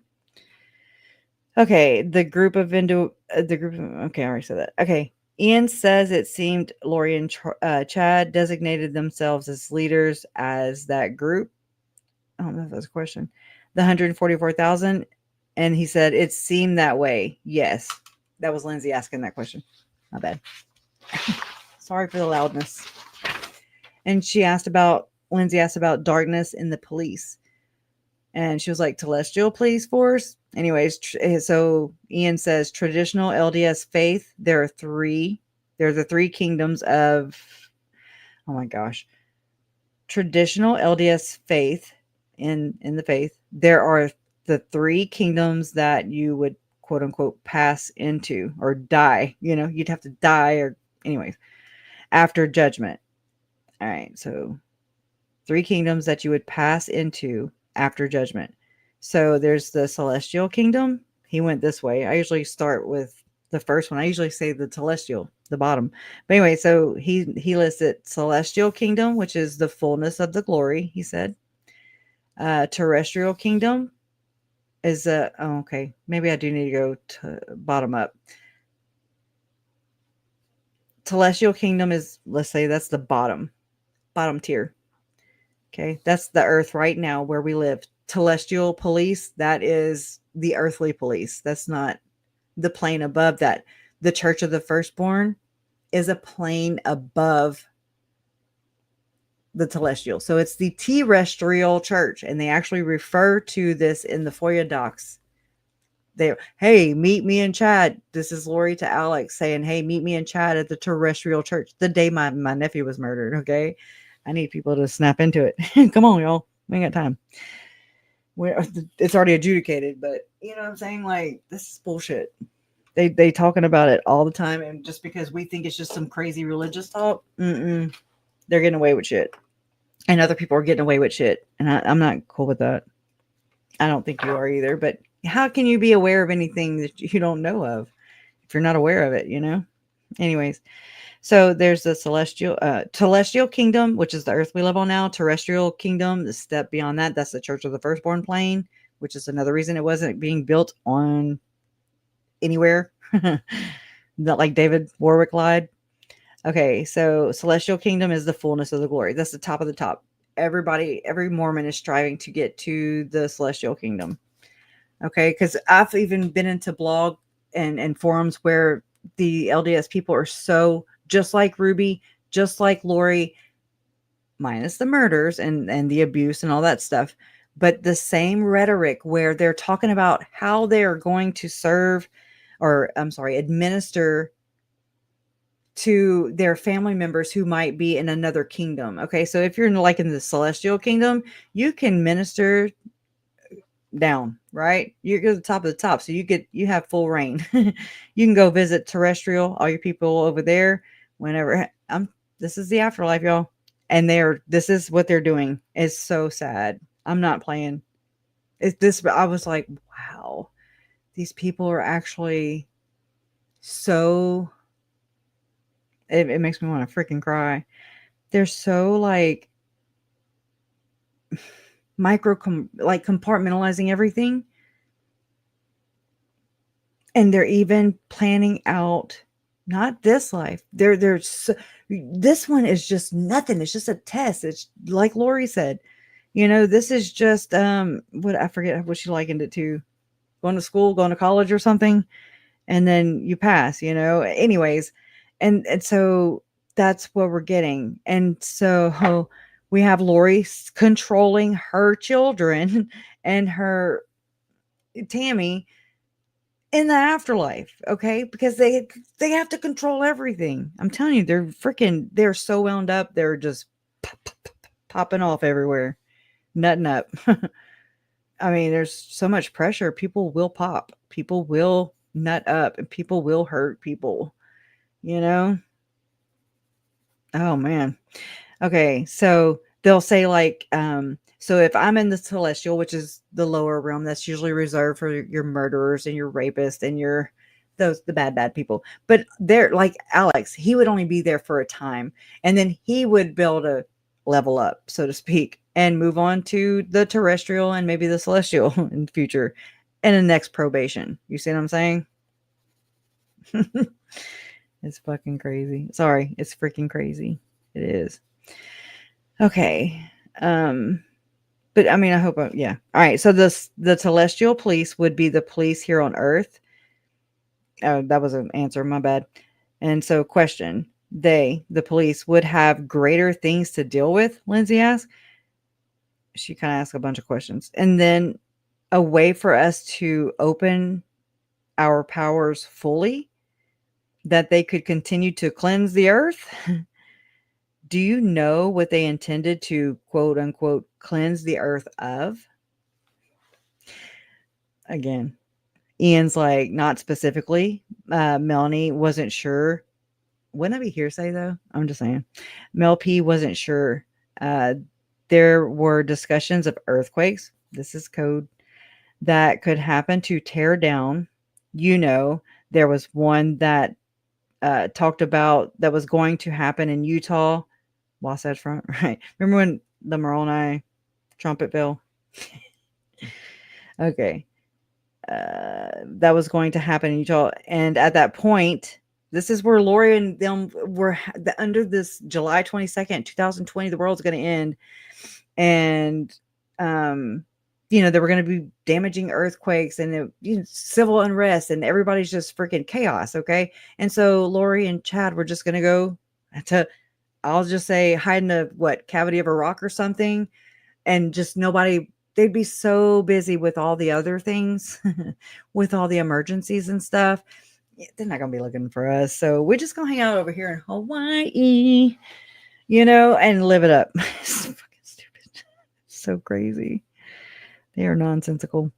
Anyways. I mean, it's nuts. That talked about that was going to happen in Utah. And at that point, anyone that was wounded or weakened, this is a vision, the glory concept right here, would be possessed. And you'd have to, quote unquote, cleanse those people or cast out whatever possessed them. I was like, good save there, bud. Good save. You'd have to cleanse those people that had been weakened or that had been wounded or weakened. Yet they're over here throwing spiritual daggers at everybody. Okay. And, but removing stuff from their team, so to speak, just now. And so it's like, come on, man. Y'all need to get better at this. Y'all suck. So it's just so hypocritical. Okay. So basically, if anyone that was wounded or weakened in a weakened state would be possessed by demons, and you'd have to be cleansed by Chad and Lori and them. They've already started, right? That's why we're here. Cleanse those people or cast out whatever possessed them. Quote unquote, casting out wickedness, spreading the gospel, that sort of thing. That's what Ian said. I'm sorry. I know I'm way off subject, but kind of and kind of not. Those possessed were labeled dark, would be cast out, those possessed were labeled dark, would be cast out, would be those labeled dark. I mean, right? All right. And then question, Melanie Okay, so Melanie P. and Lori Vallow were talking about how Dave is not, they don't like Dave. They're like, he's not in the cool kid club, according to Lori and Melanie P. But Melanie Gibb, is no longer mortal. She's telestial. She's no longer telestial. She's no longer, she's transitioning, basically. She is now a terrestrial being, they say, translated being. And how Gibb just needs to get over her telestial, this earth life, as Melanie said, meaning they just need Melanie Gibb to get over her telestial fear, meaning earthly fear, the real world, reality, today, now, here, you, me. All right. So the answer was, or reply was, that Gibb was either going through the process of turning into a terrestrial being, translated being, or that she was in the process of becoming a translated being. Oh, I said that twice. All right. So cutting cords from Dave Warwick, as per Ian's point of view, you'd want to be detached or cut the cord to someone negative. So referring to Dave Warwick with this term, Lori deems David Warwick as being negative. Ian says, yeah. Thanks for explaining. All right. Oh my God, my lips are doing that thing. All right. Question, translation. What is translation? Ian has heard of it before. He's heard of translation before. Sounded similar to what he's heard in the church. Had heard it before from scripture. Good save. Not the church, just scripture. Book of Mormon or Bible is what I ask. All right. He said it's similar to like City of Enoch. Right? Remember whenever they said Chad was like, these are just different code names or code roles for Chad within all these rituals, I believe, because they refer to him already as James the Just, Raphael, Chud, no, kidding, Slug, nah, oh my God, what's the other one? I just said it, Enoch, the Holy Ghost. You know what I'm saying? All right. Oh, thank y'all for hanging tight, man. Y'all are the best. Y'all are. Okay. But hadn't heard of it. Okay, so he's heard it like City of Enoch being translated, taken up into heaven. But hadn't, or I wonder if that's that whirlwind thing, or no, quickened. I wonder if it's being quickened. Anyways, but hadn't heard of it in exact context like Chad and Lori talked about. It's like it's like these little digs. I don't know. It's like, I don't know. I feel like Melanie Boudreaux did not even know what a freaking pendulum was. That's what it sounded like. Because she's like, yeah, I've seen people, like she looked them up one time and she's just trying to recall it. Not like, her cousins were murdered and brutally murdered. She was right. She is so close she could taste it. It gives me, oh my God. Who was I talking to the other day, email wise? Was it Nina? Oh my gosh. I just went blank. I think they were from England, whoever it was. I'm so sorry. But remember how we talked about the human hunting? And it gives credence to Melanie Pawlowski's, if that is Melanie Pawlowski in the Shmuel account, singing It Could Be Possibly Hungry Like the Wolf. That's all I'm saying. I'm going to leave that there. I feel like that's what happened to Tylee. Anywho, all right. Now that I've traumatized you, I'm so sorry, y'all. It's so gross and sick and disgusting and it hurts. It's so bad. But I can't imagine being these kids and just totally not being believed, not being, being trafficked, being pushed into these situations where they're having to be the adult and they're wrong and these freaking inverted people are right. I don't think so. They left-handed. Bad. All right. Alex, whoa. Al stated, this is a question. Al stated, there's nothing left to do in Rexburg. And Chad responded, yeah, Al, you know better. Anyways, so the answer to that was, for me, and Alex had left Rexburg at the time of this Zoom call, but still had his apartment there back in Rexburg. He just left everything. Remember when he left everything in Arizona too, when he went to Rexburg and quit his job, left everything, bought a bunch of guns, got loans and shit. Him and Lori paid for that, or they put that Nissan Rogue in their names. Weird, huh? When she had a QX, whatever, 30 or something. And I just think that's interesting because Lori is materialistic, unlike what her sister, her shish, says. No. She is flashy. Obviously, who's murdering people who's like orchestrating and having their side piece call and arrange their murdered husband, in my opinion, Charles Vallow, my uncle, and having that asshole. Oh my God, it pisses me off, y'all. Chad had his hand in every one of my family members' lives and deaths. Like, he chose where the burial spots were going to be in his backyard where he could watch them carefully. He called the freaking the mortuary to Valley of the Sun to arrange my uncle to come back, in a box of ashes so we could have his. I'm surprised. I literally said this to my mom in August of 2019. Whenever so I went up to this was this is after my Uncle Charles was murdered, so it was after July 11, 2019. We found out on July 12, 2019, right? And my parents were there July 13th, 2019 to talk to the detective and so on and so forth. Okay. And it's been on since. But I mean, I don't know about now, but then yes, sometimes I'll be quoted. Just saying. So, where was I going? Oh, and so whenever me and my mom and Larry were at the casino, okay, and so mom would get like these free comps, you could go to the spa, you could get your hair cut and colored or whatever. And, I don't gamble. So anyways, it was like every other month I would be able to go for free. I would just have to pay for the tip. It was really cool. And I really miss it. Somebody tell my mom.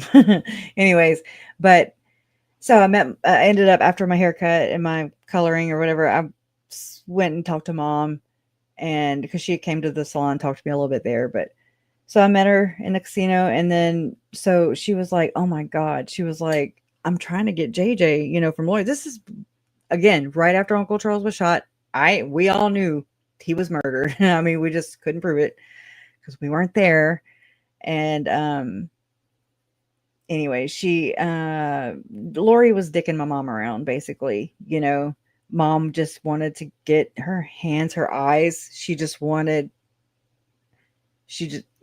Again, hindsight is 2020. Of course, you would now go and like do some really crazy shit that would, put you away for a long time if this would not have happened. You know what I'm saying? Like, but in this scenario, this case, this did happen. And it's like the worst it's like everything just bombs away. Okay.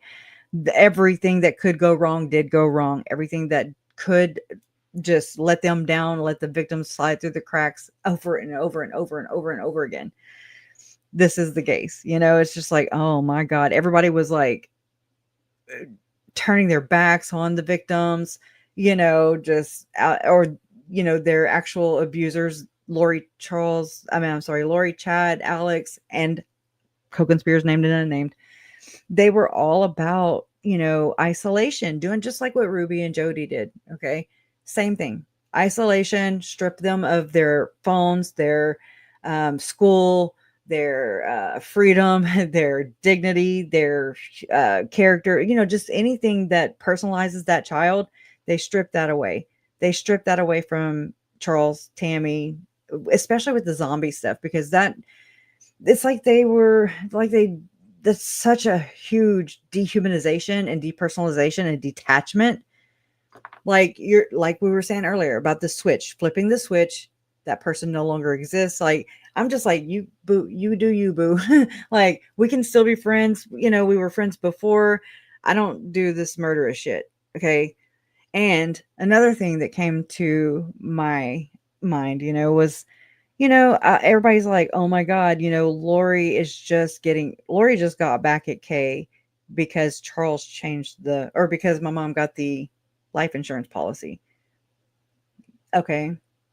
And I'm like, yeah, I'm sure there's a lot to do with that. However, Lori and Chad would not be convicted today if it weren't from my mom either. And that was prior to any knowledge of any kind of, as far as I know. I don't really know. I'm not good with timelines and shit, but you know what I'm saying? Like, my mom was going to do this whether or not. She didn't know that was coming to her. It was like, oh, hey, your brother was shot, murdered, whatever. Here they're claiming, Alex and Lori are claiming self-defense, or Alex is, whatever. And then, boom, you did have a conversation. Like, my mom did have a conversation with my uncle, her brother, Charles. But he was like, hey, can I put the life insurance policy, my life insurance policy, in your name? She's trying to F with it. Lori's been trying to F with it. Okay. And putting password on it when he never had a password on it before. He actually sells insurance, so it's like, what the hell? He's seeing all this, and again, everybody's treating my Uncle Charles like he has freaking AIDS.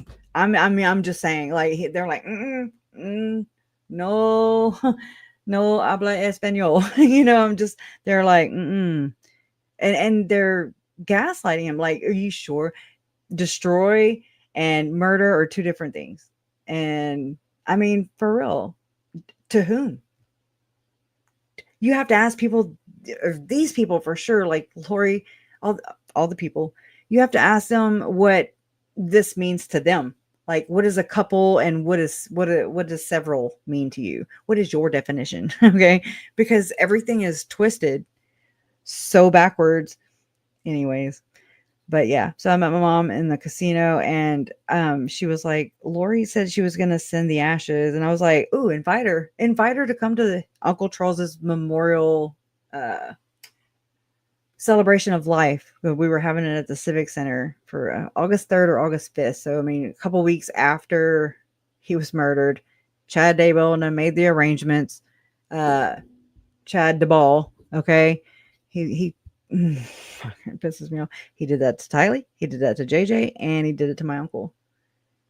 It's so fucked up. I'm sorry, but it's so fucked up. It's like, oh my God, it pisses me off.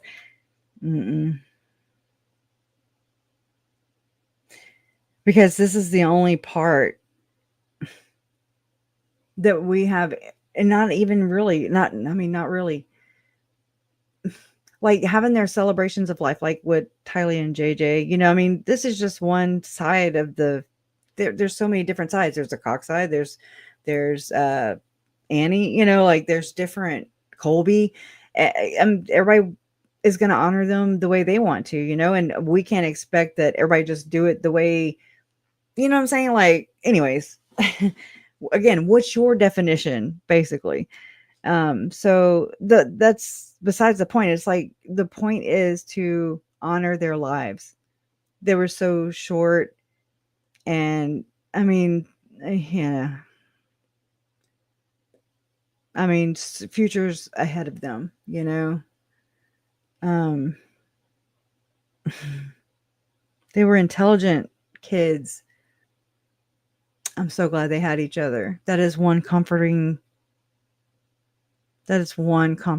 in this, that I just was like, okay, but they had each other. Thank God. Thank God. Oh, it is so depressing. I'm sorry. Anyways, so I told Mom, I've shared this before, but I was like, Mom, ask Lori to come to the celebration of life. She was like, I ain't asking that bitch to come. And I mean, I'm just like, well, no kidding. She ain't gonna come. You know, because I was like, if she does come, you know, if she does come down here, oh girl, come on, girl. Come get you some. Come here. You wanna go see these pet gators? You wanna go look at the alligators? Just kidding. But you know, anyways, I remember having that conversation, and that I remember this coming out in trial testimony where my mom actually did contact Lori and invite her and to bring JJ even, you know, and she didn't show up, just like we knew she would not. But I mean, I wish she would have showed up. I wish she would have showed up. I'll share that one day with you guys. I have that, my uncle's celebration of life. I recorded it. I decorated the entire ballroom or whatever it's called. I mean, he had some friends, you know, people from where, you know, the guys that he worked with who were like, hey, Charles, where's $35,000, you know, that Lori swiped out of their account, right? I don't know where that money went. What the hell did she do with $35,000 damn dollars? And, you know, that's a lot of, I mean, you can't just go drop it. I mean, that's again, Summer says, she's not materialistic. That's Charles. JJ didn't even like that dog. He didn't even need that dog. That's Charles that wanted that dog for JJ. Yeah. Do you even know his name? That's what I would ask them. You sure? Anyways, they don't really speak it. That's for sure. Okay. So there was this recording. So this is another recording. It says, made the day Alex passed away. Here we go. Question. Who was present? This was December 11, 2019. Melanie Pulowski, who was present with Ian. So they were together, and then they did a Zoom call with Cholo, Chad and Lori. Melanie Pulowski, who was present with Ian and Lori Vallow on the phone. So it's 56 total minutes, and it says Melanie P. was close to Alex Cox and was upset of Alex's passing. Then they did some talk of Gibb and Warwick. Melanie P. talked / called God every day and every night. Mel P. asked if her 480 number is being tracked by the police. To which Lori and Chad, it sounds like they're using a pendulum, y'all. They're like, because they're like, yeah, they were getting yes. We're getting yes.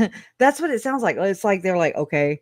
And they're like swinging the pendulum or something, and whatever it swings, and they're answering her questions. That's what it appears to. That's my take. Chad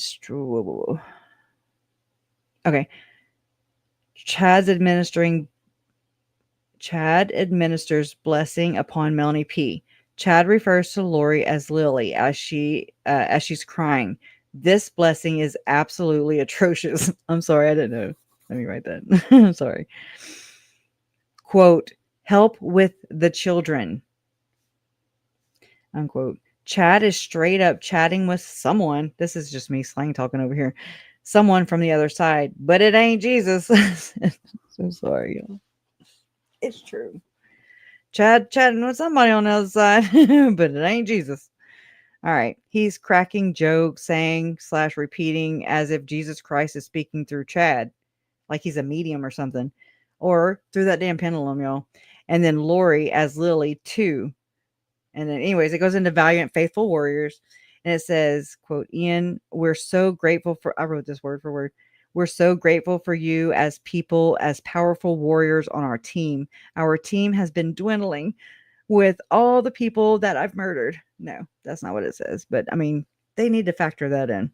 Lori, tell Lily. All right. Our team has been dwindling with all the people that we trusted, that we can count on. That we can count on you to be valiant, faithful warriors. I'm so proud of you. This is Lori to, Melanie and Ian. So grateful for you and love you so much. Love you so much. I've seen and know you have great missions ahead of you. This is Lori. That you will be in New Jerusalem with all your children. Right? Where's yours? Yeah. You will be happy there. You will go from there and you will be given assignments directly from Jesus Christ. You will go on assignments and you will go rescue lots of children. You'll see Melanie P in charge. So she's like, it's like she was assigned or she knew of Melanie Pulowski's quote unquote mission, whatever. If it's invisible, I get it. I'm just saying. So it's like she's trying to talk Melanie Pulowski into, you might not be able to see yourself in that role, niece, but, you're really good at this kind of stuff. That's why the Lord chose you. But he loves me more. Anyway, so you will go rescue lots of children. You'll see Melanie P. So she's just kind of talking, even though she's talking to Melanie P. She's like, you'll see Melanie P in charge of how the children being brought back will be distributed. I was like, distributed? I wrote that. Like, what the, what are y'all, trafficking? I mean, anyways, rhetorical. And helped and loved, and she didn't think she liked that job, but she is gonna love that job. It's something that she is great at, and organizing and helping and loving all those children. You will both have the opportunity to love so many children, help so many children in this lifetime. That's what they said. Anyways, we are grateful for you being strong. It's been hard, but I endow you with power at this time to have the strength during this time of sorrow. So, of course, Alex died this day, December 11th, 2019. We sorrow for ourselves because we'll miss our friend and buddy. So now they're talking about Alex. But we do not sorrow for him, for he is powerful and glorious. And I'm like, Alex, you sure? And this at this very moment, and more powerful to help us in this celestial earthly world as we move swiftly and quickly. Remember, like Melanie Pulowski was like expeditiously or something too. Expedient, accelerate. What are these words? Why? Chad used accelerate. They're accelerationalists, they're doomsdayers, they're trying to thwart, in my opinion, I think is this NWO plan, the no plan. Anyways, I mean, and they're just one of many others. Anyways, they're not just doing this on their own because it's some religious delusion. They're crazy, but they are here in present mind. They're just talking in a different language that you don't understand, and I don't understand, but we're trying to understand, in my opinion. All right, so we'll miss our friend and buddy, but we do not sorrow for him, for he is powerful and glorious at this very moment, and more powerful to help us in this celestial world as we move swiftly and quickly into the terrestrial world. That's the Church of the Firstborn that does not exist on this plane. Chad does not have one. There was never going to be a church. It is a non-existent church, unless it really is a real church, but it's not what was happening. Chad was not trying to build his own church. I will die on that hill. Okay. In this celestial world, as we move swiftly and quickly into the terrestrial world, as we are destined on that course, the Lord is coming soon. Anyways, I kind of got tired of writing. Yeah, and I kind of switched. I had to get back to my editing video. God dang it. So, I mean, I just thought that interesting. So here's this little clip. I think this is where he explains it. Was able to get connected with Tom Harrison, who is this inspiration behind the book, The Visions of Glory. The lawsuit has, people don't realize, I actually didn't even realize this because I didn't, it's just, you don't know what to pay attention to sometimes until you're like, oh, that was gold. I was just like a person who likes silver. I don't know. I wasn't paying attention as much, but I reread the entire lawsuit, both like the first one kind of that came out in October and then more of the amendments that came out last week. And there are a couple blessings from Tom Harrison, and supposed to be a mental health professional, and he is inspired and has a lot of connections with Jody Hildebrandt. He was working closely with Lori and Chad Daybell, and also working closely with Tim Ballard. Take me back to something, because all of this stuff that you called me up after the amendments came, and you said that so many other things came back to your recollection. And maybe it was this story that we want to talk about the connection between Tom Harrison and Tim Ballard that we didn't talk about in our first interview. Should we give a little bit of an overview of Visions of Glory and why this is important first? Yeah, we can do it that way. Okay. You said that you read Visions of Glory. This is a book that describes this man named Spencer. It's written kind of, I don't know, ghost written in a way, you could say, by Tom Harrison, and then given to this man named John Pontius. And then it's one of the top selling books in Mormon circles. It describes having this heightened spiritual sensitivity, I don't really care about the and book. supposedly allows individuals to have a deeper understanding of others. It's all kind of through this near-death experiences, and the narrator claims to have access to the intimate details and thoughts about people, their actions, and their character. And then in this state, believe that they can perceive others, whether they are good or bad, honest or corrupt. And one example from the book off the top of my head is him describing like these near-death experiences and visions and being in a hospital room and feeling like the nurses that are working on him are angels. And as soon as the doctor walks in, he's like, I can tell everything that everyone's ever done. It's neither good or bad, except for also it is, because they're either angels or they're possessed by dark spirits. But I can see their people's entire life in the context of what their struggles are, what they've been through, and like, oh, the doctor that just walked in, he's having an affair with the nurse right now. Or and they go to the bathroom all the time. Somebody watches pornography on a screen. It's literally these other evil demons who want to get a taste of mortality and carnal desires. Into the crown head of the person, possess them so they can experience the euphoria. And there was this blessing. Exactly. The one that needed all the time. And so it goes even further into like he can look at a couch and see that an affair happened on that couch, and the fibers of the couch are crying out for justice. Or his mom conceiving him. Like furniture talks, I guess, to him. Mm-hmm.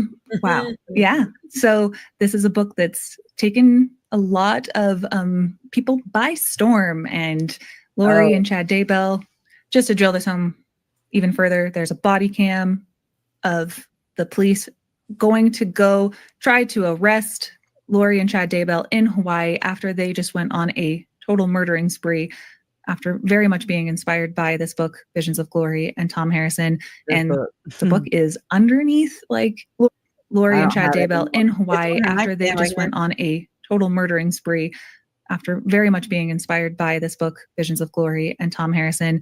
And the book is underneath, like, Lori's leg as she's sitting outside. She's literally reading it while the police are coming up and serving her papers.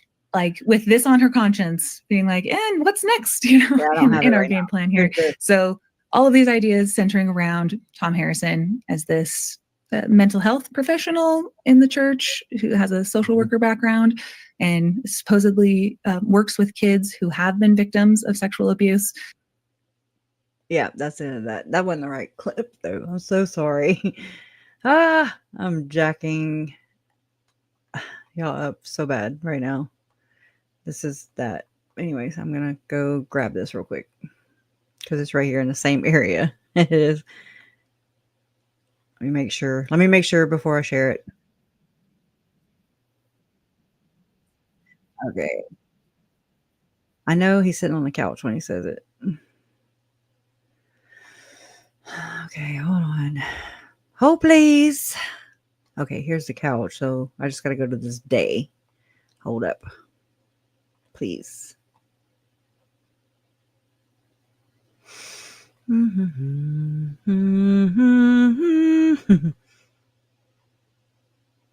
Here, y'all can scroll with me. Just scroll with me. But I'm kind of going fast. Here. Nope, that's not it. Couch. I should have looked at the date. No. I think this and this are the same clip. Should be from the same day. Kresha? Yes. You're not showing that screen. Do you know that you're not? Huh. Oh, because I have this thing hiding it. Yeah, you were just you were only scrolling, so we didn't miss I was it. just scrolling and y'all didn't see. Am I on the right one? Yeah. I am looking.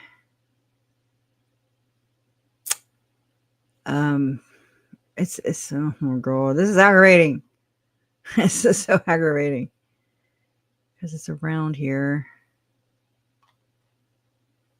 It's on the blue couch. I know that much, but that's not helping me right now. It's not helping you right now.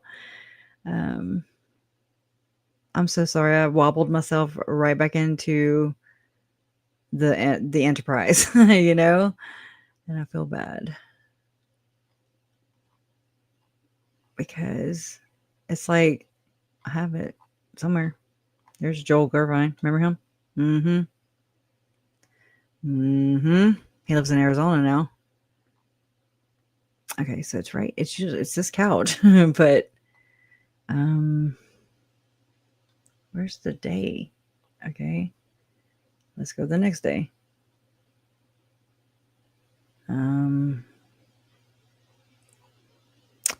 This is embarrassing. Yeah, I did this. I did everything for my sister. The Ballard Bamboozle. Oh, yeah. This is the Rexburg Rescue Run. This is Tammy right here. Hold on. Right here is Tammy in this thumbnail. And there's Joe Murray doing the number one. He's kissing Emma right here. And Garth, or is that Garth? Yeah, because this is not the youngest one. This is Seth, I think. Mark? No, I don't know. This is the one that was not away on a mission. And so Tammy's wearing a blue volunteer OUR shirt right here. She worked the finish line. That's why the principal saw her at the finish line. And that's why we thought she was preparing for a 5K race, but she was just preparing to work for the 5K race that her and Chad's company sponsored of Tim's the same weekend that Tylee was murdered. Okay. So Chad and Lori would not be here. Okay. But this is Garth. Garth's holding his nephew, Emma and Joe Murray's son. So, and there's, I know it's hard to see, but, oh, yeah, that's not better. Anyways,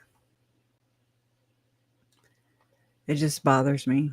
Some kind of, it bothers me a lot that have the Chad Daybell's company freaking sponsored Tim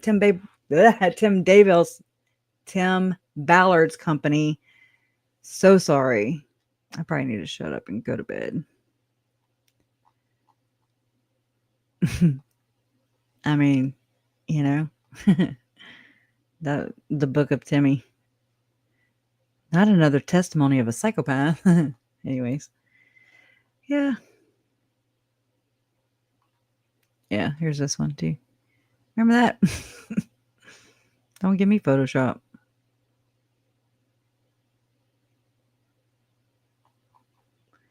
I'm just looking. Come on now. I mean, what's the point of a keyword search? Oh, I put Ryan Fisher. That's why. Okay, nuance. Oh, that might have been what she was then.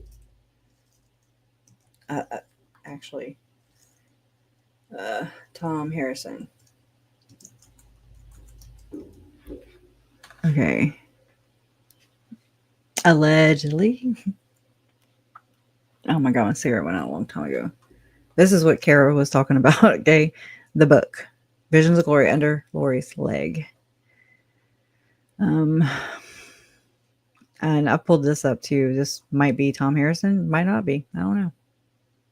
Taking a selfie. Okay. Okay, I should find it soon. Allegedly. Maybe, hopefully.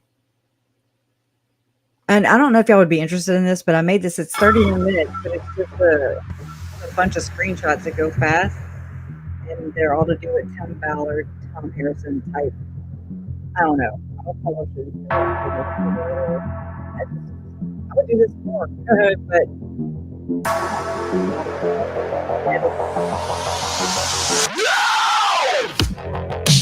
wait.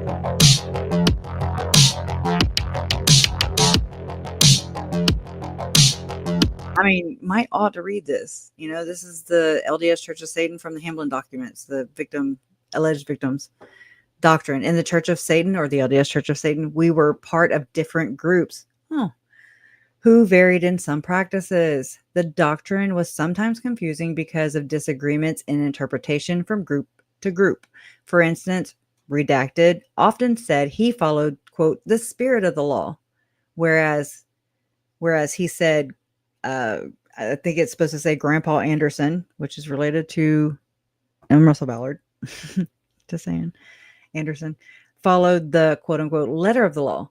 Redacted's group was traditional and, from what we were told, very much looked down on members with no pedigree or bloodline. They were also generally more specific and exact about the ceremonies, whereas my Redacted, her dad, allegedly sometimes added or changed them according to his quote unquote current revelation. At times, so that would be David Hamblin, allegedly. At times, this really angered I guess, I don't know. It's hard to figure these out. Who often criticize Redacted. Okay, so this would be her grandpa probably criticizing probably David Hamblin, allegedly, as being a narcissistic. Despite the disagreements, however, all the groups still generally followed the high councils of the Church of Satan. Not anyways. High councils, or at least had a common desire for secrecy and protection for satanic worship. Okay. Anyways, that's like the only one I have.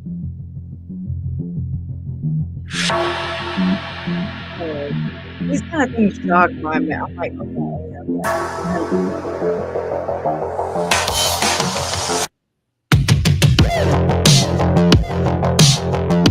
this is the Enterprise. Okay, in my opinion.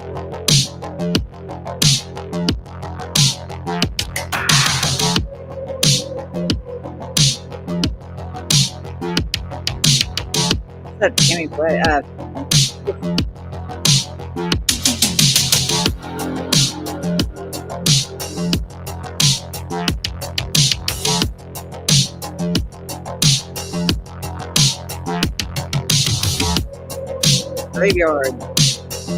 Family affair.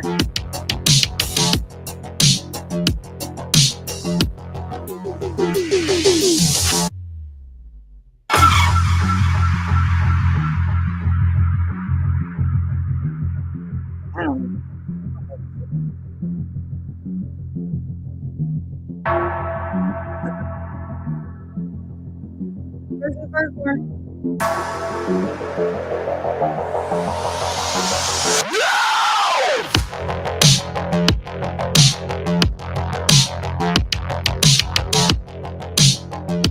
No kids are allowed. Right.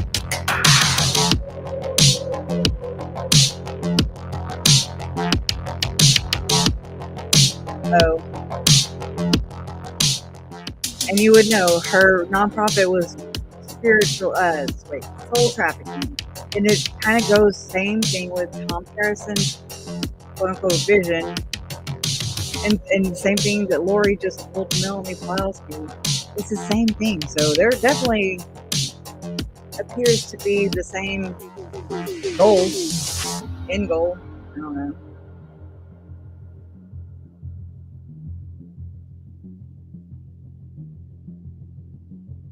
Yeah. Oh, whoa. This one was September 7th. As you can, hold on. Okay. So these are their podcasts. Okay. This one is, I got to get to this one yeah, I've been telling y'all about it. Just, I can never open this thing. I need to go to the original. Anyway, so this one, September 16, 2019. This is in between the murders of the children.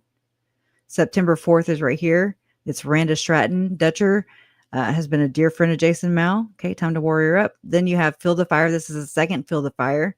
September 7th. This is the same day as the OUR Rescue Rexburg Run that Tammy volunteered for, that Chad Daybell and Tammy Daybell's Spring Creek Book Company sponsored OUR and their Rexburg Rescue Run race that Joe Murray, their son-in-law, Emma's husband, okay, he was the director, the leader, whatever the hell. He did the BYU interview on September 4th, which is right here, same day as this.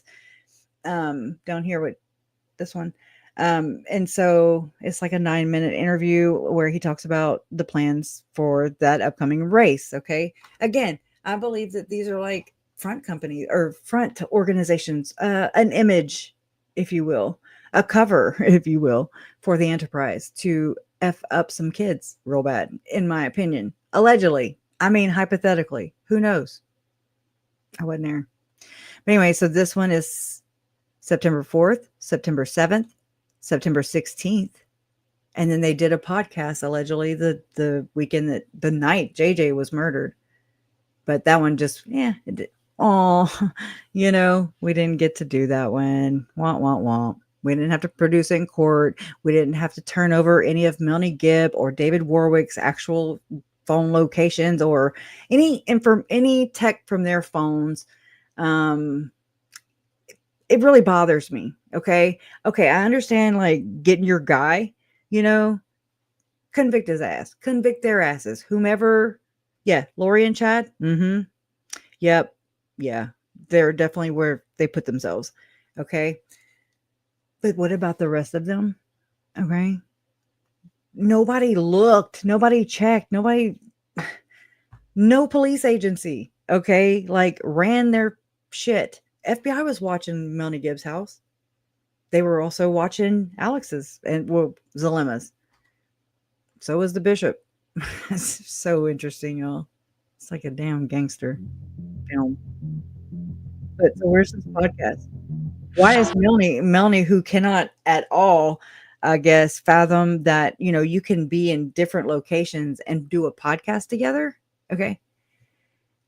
So you're telling me that you were with Lori on all of these podcasts, yet.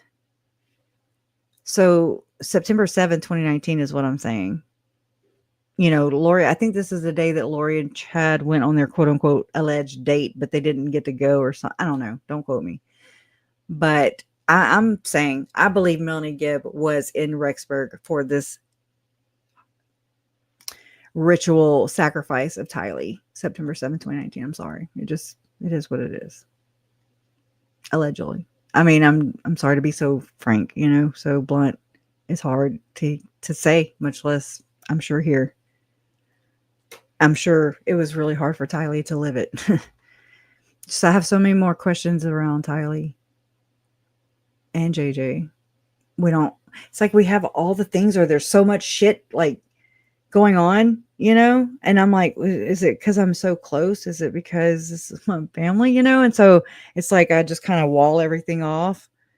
Cognitive dissonance thing, like my brain will not allow some things to come in because it was so bad, in the beginning, for sure, because you're just so overwhelmed with grief and heartache and pain and just disbelief because, like, what is happening? These are babies,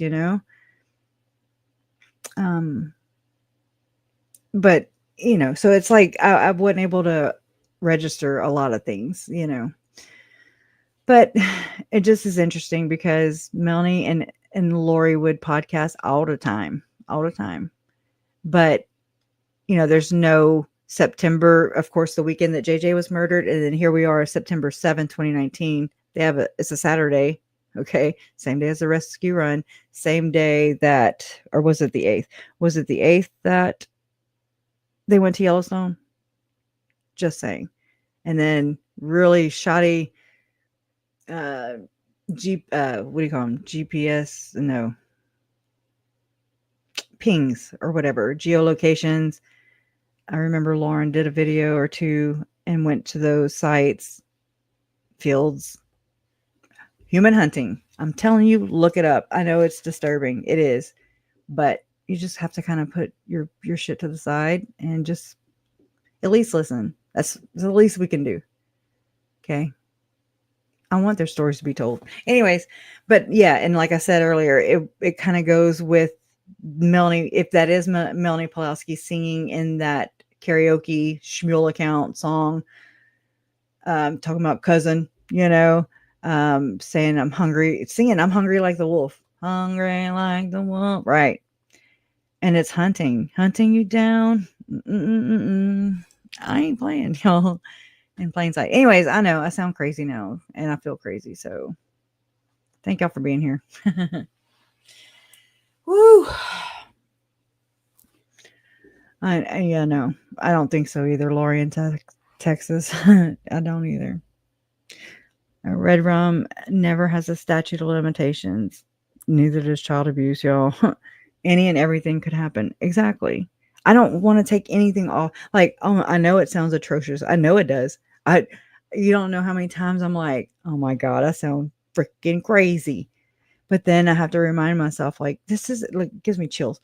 Like, this isn't my crazy. It's like Uncle Charles was telling the cops, Lori's craziness. They did not believe him. She looked more credible because she is manipulative. Oh my God, I got chills so bad right now. But like, this is what it feels like. This is like, he was a whistleblower. And I think we all are. I mean, now we are. I'm not at all taking that away from my uncle. Oh my God. But so many times I'm just like, oh my God. I know. I mean, I can relate to this. Like, oh my God, she's the one that's going crazy. We ain't got to be together, whatever. Just let me have my kid, and oh my God. It's so freaking insane. It is so insane. Oh, wow, Julie. I don't know if that's a good thing or a bad thing. It's so twisted and it's so hard to, like if everybody's not on the same page as like what I'm talking, then I sound effing insane. I get it. Trust me. It sounds crazy coming out of my mouth. But sometimes it's like, I have to just like speak it or to try and put it, maybe somebody will catch something and be like, oh, okay. Like, I don't know. And it's like having to kind of live and tell and share two different like versions of the same case, the same victims, the same story, the same people surrounding these kids. It's like, oh, which one? Like I was saying earlier, like, are you sure you're worshiping the same Jesus there, Lori? I don't think so, girl. It's like that, I'm like, who? Okay, you're saying the things, you're doing the things, but you're killing people. You're killing your kids. You're like poo-pooing all over your daughter's memory right now. It's like a extra, they exploit them. That's one thing this satanic club does. Thank you. All right, let's go crazy. All right. Thank you. I appreciate it. I'm so glad that you didn't fly away. Okay. And then you set the wind over here. So whatever. Oh my God. Y'all, this has been crazy. I look crazy. Oh my God. I look like I got MK'd or something. This is nuts. Y'all, I never had to look at this stuff. I never considered this stuff. So I'm like, I'm not a crazy conspiracy theorist. I'm very like, I could sit here and break shit down to where it doesn't make sense. I'm just like, oh, okay, too far, bridge too far. Yeah. But it's like, it doesn't add up, especially with all the things that they've said. And that's one thing I do. I listen to what they say. It's just how my brain files things. Thank you so much. Lori could get more pissed at the Mel's and Z and start implicating them. I know. Y'all, that is a pattern of behavior. Past behaviors are indicative of future whatever behaviors. And so again, I should have went to this earlier, but I don't regret the way we went. It's kind of how we roll. Thank y'all for giving me that grace, just to be in a safe space. And I know it's crazy. I know it sounds crazy. But it's not my crazy. It's it's their crazy. And it's like shared amongst them all. There are psychopathic, no empathy, will lie on the spot over and over and over again. There are people who are judges, who are doctors, who are lawyers, who are teachers, firefighters. Go look up the case right now.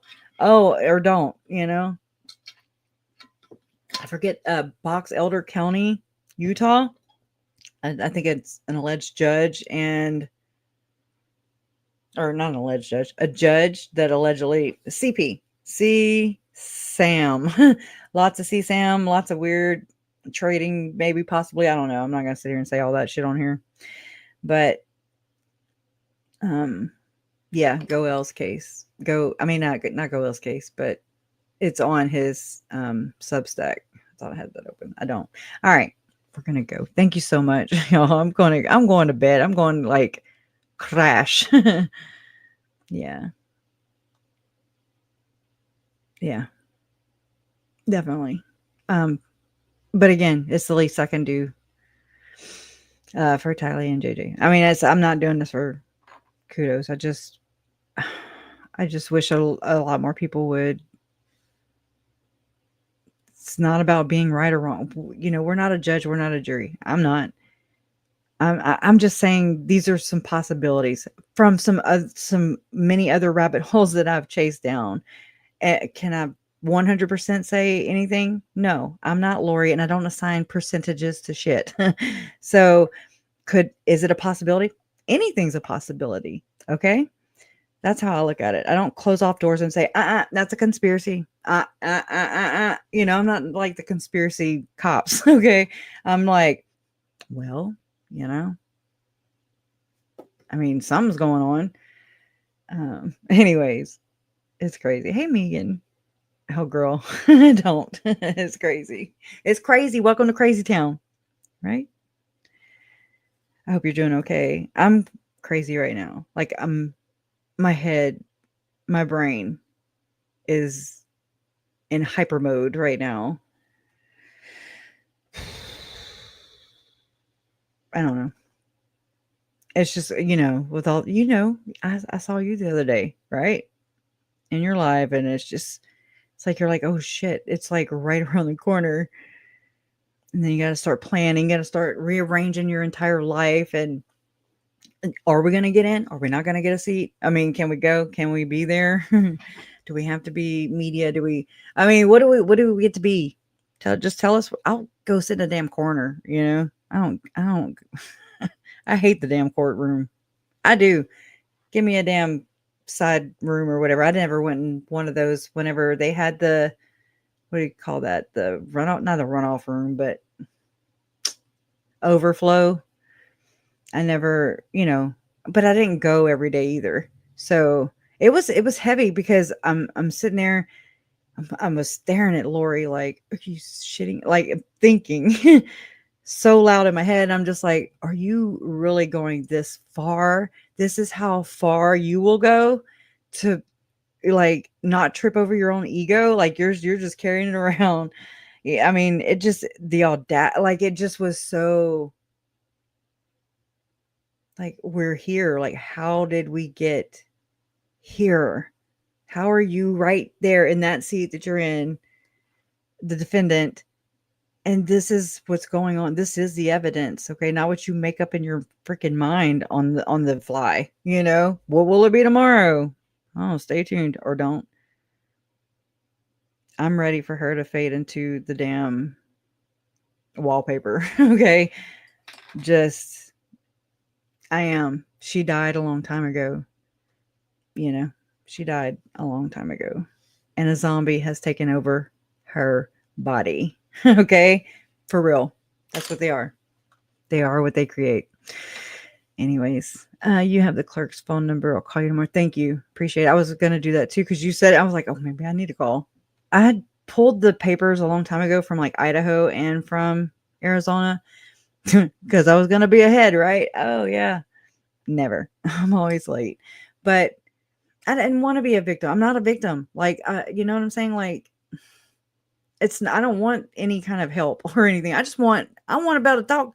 I want about to read a damn victim impact statement.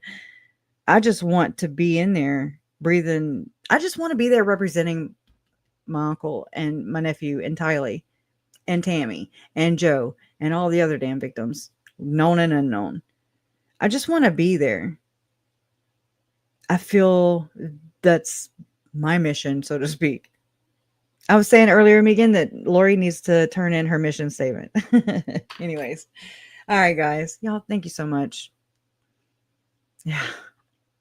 Thank y'all for doing this with me. Whew, justice for Tylee, Charles, Tammy, JJ, and Joe. Love always wins. You guys are the proof. You guys are proof. Hey, Natalie. Bye, Natalie. Bye, Carolina. Bye, guys. Love you guys.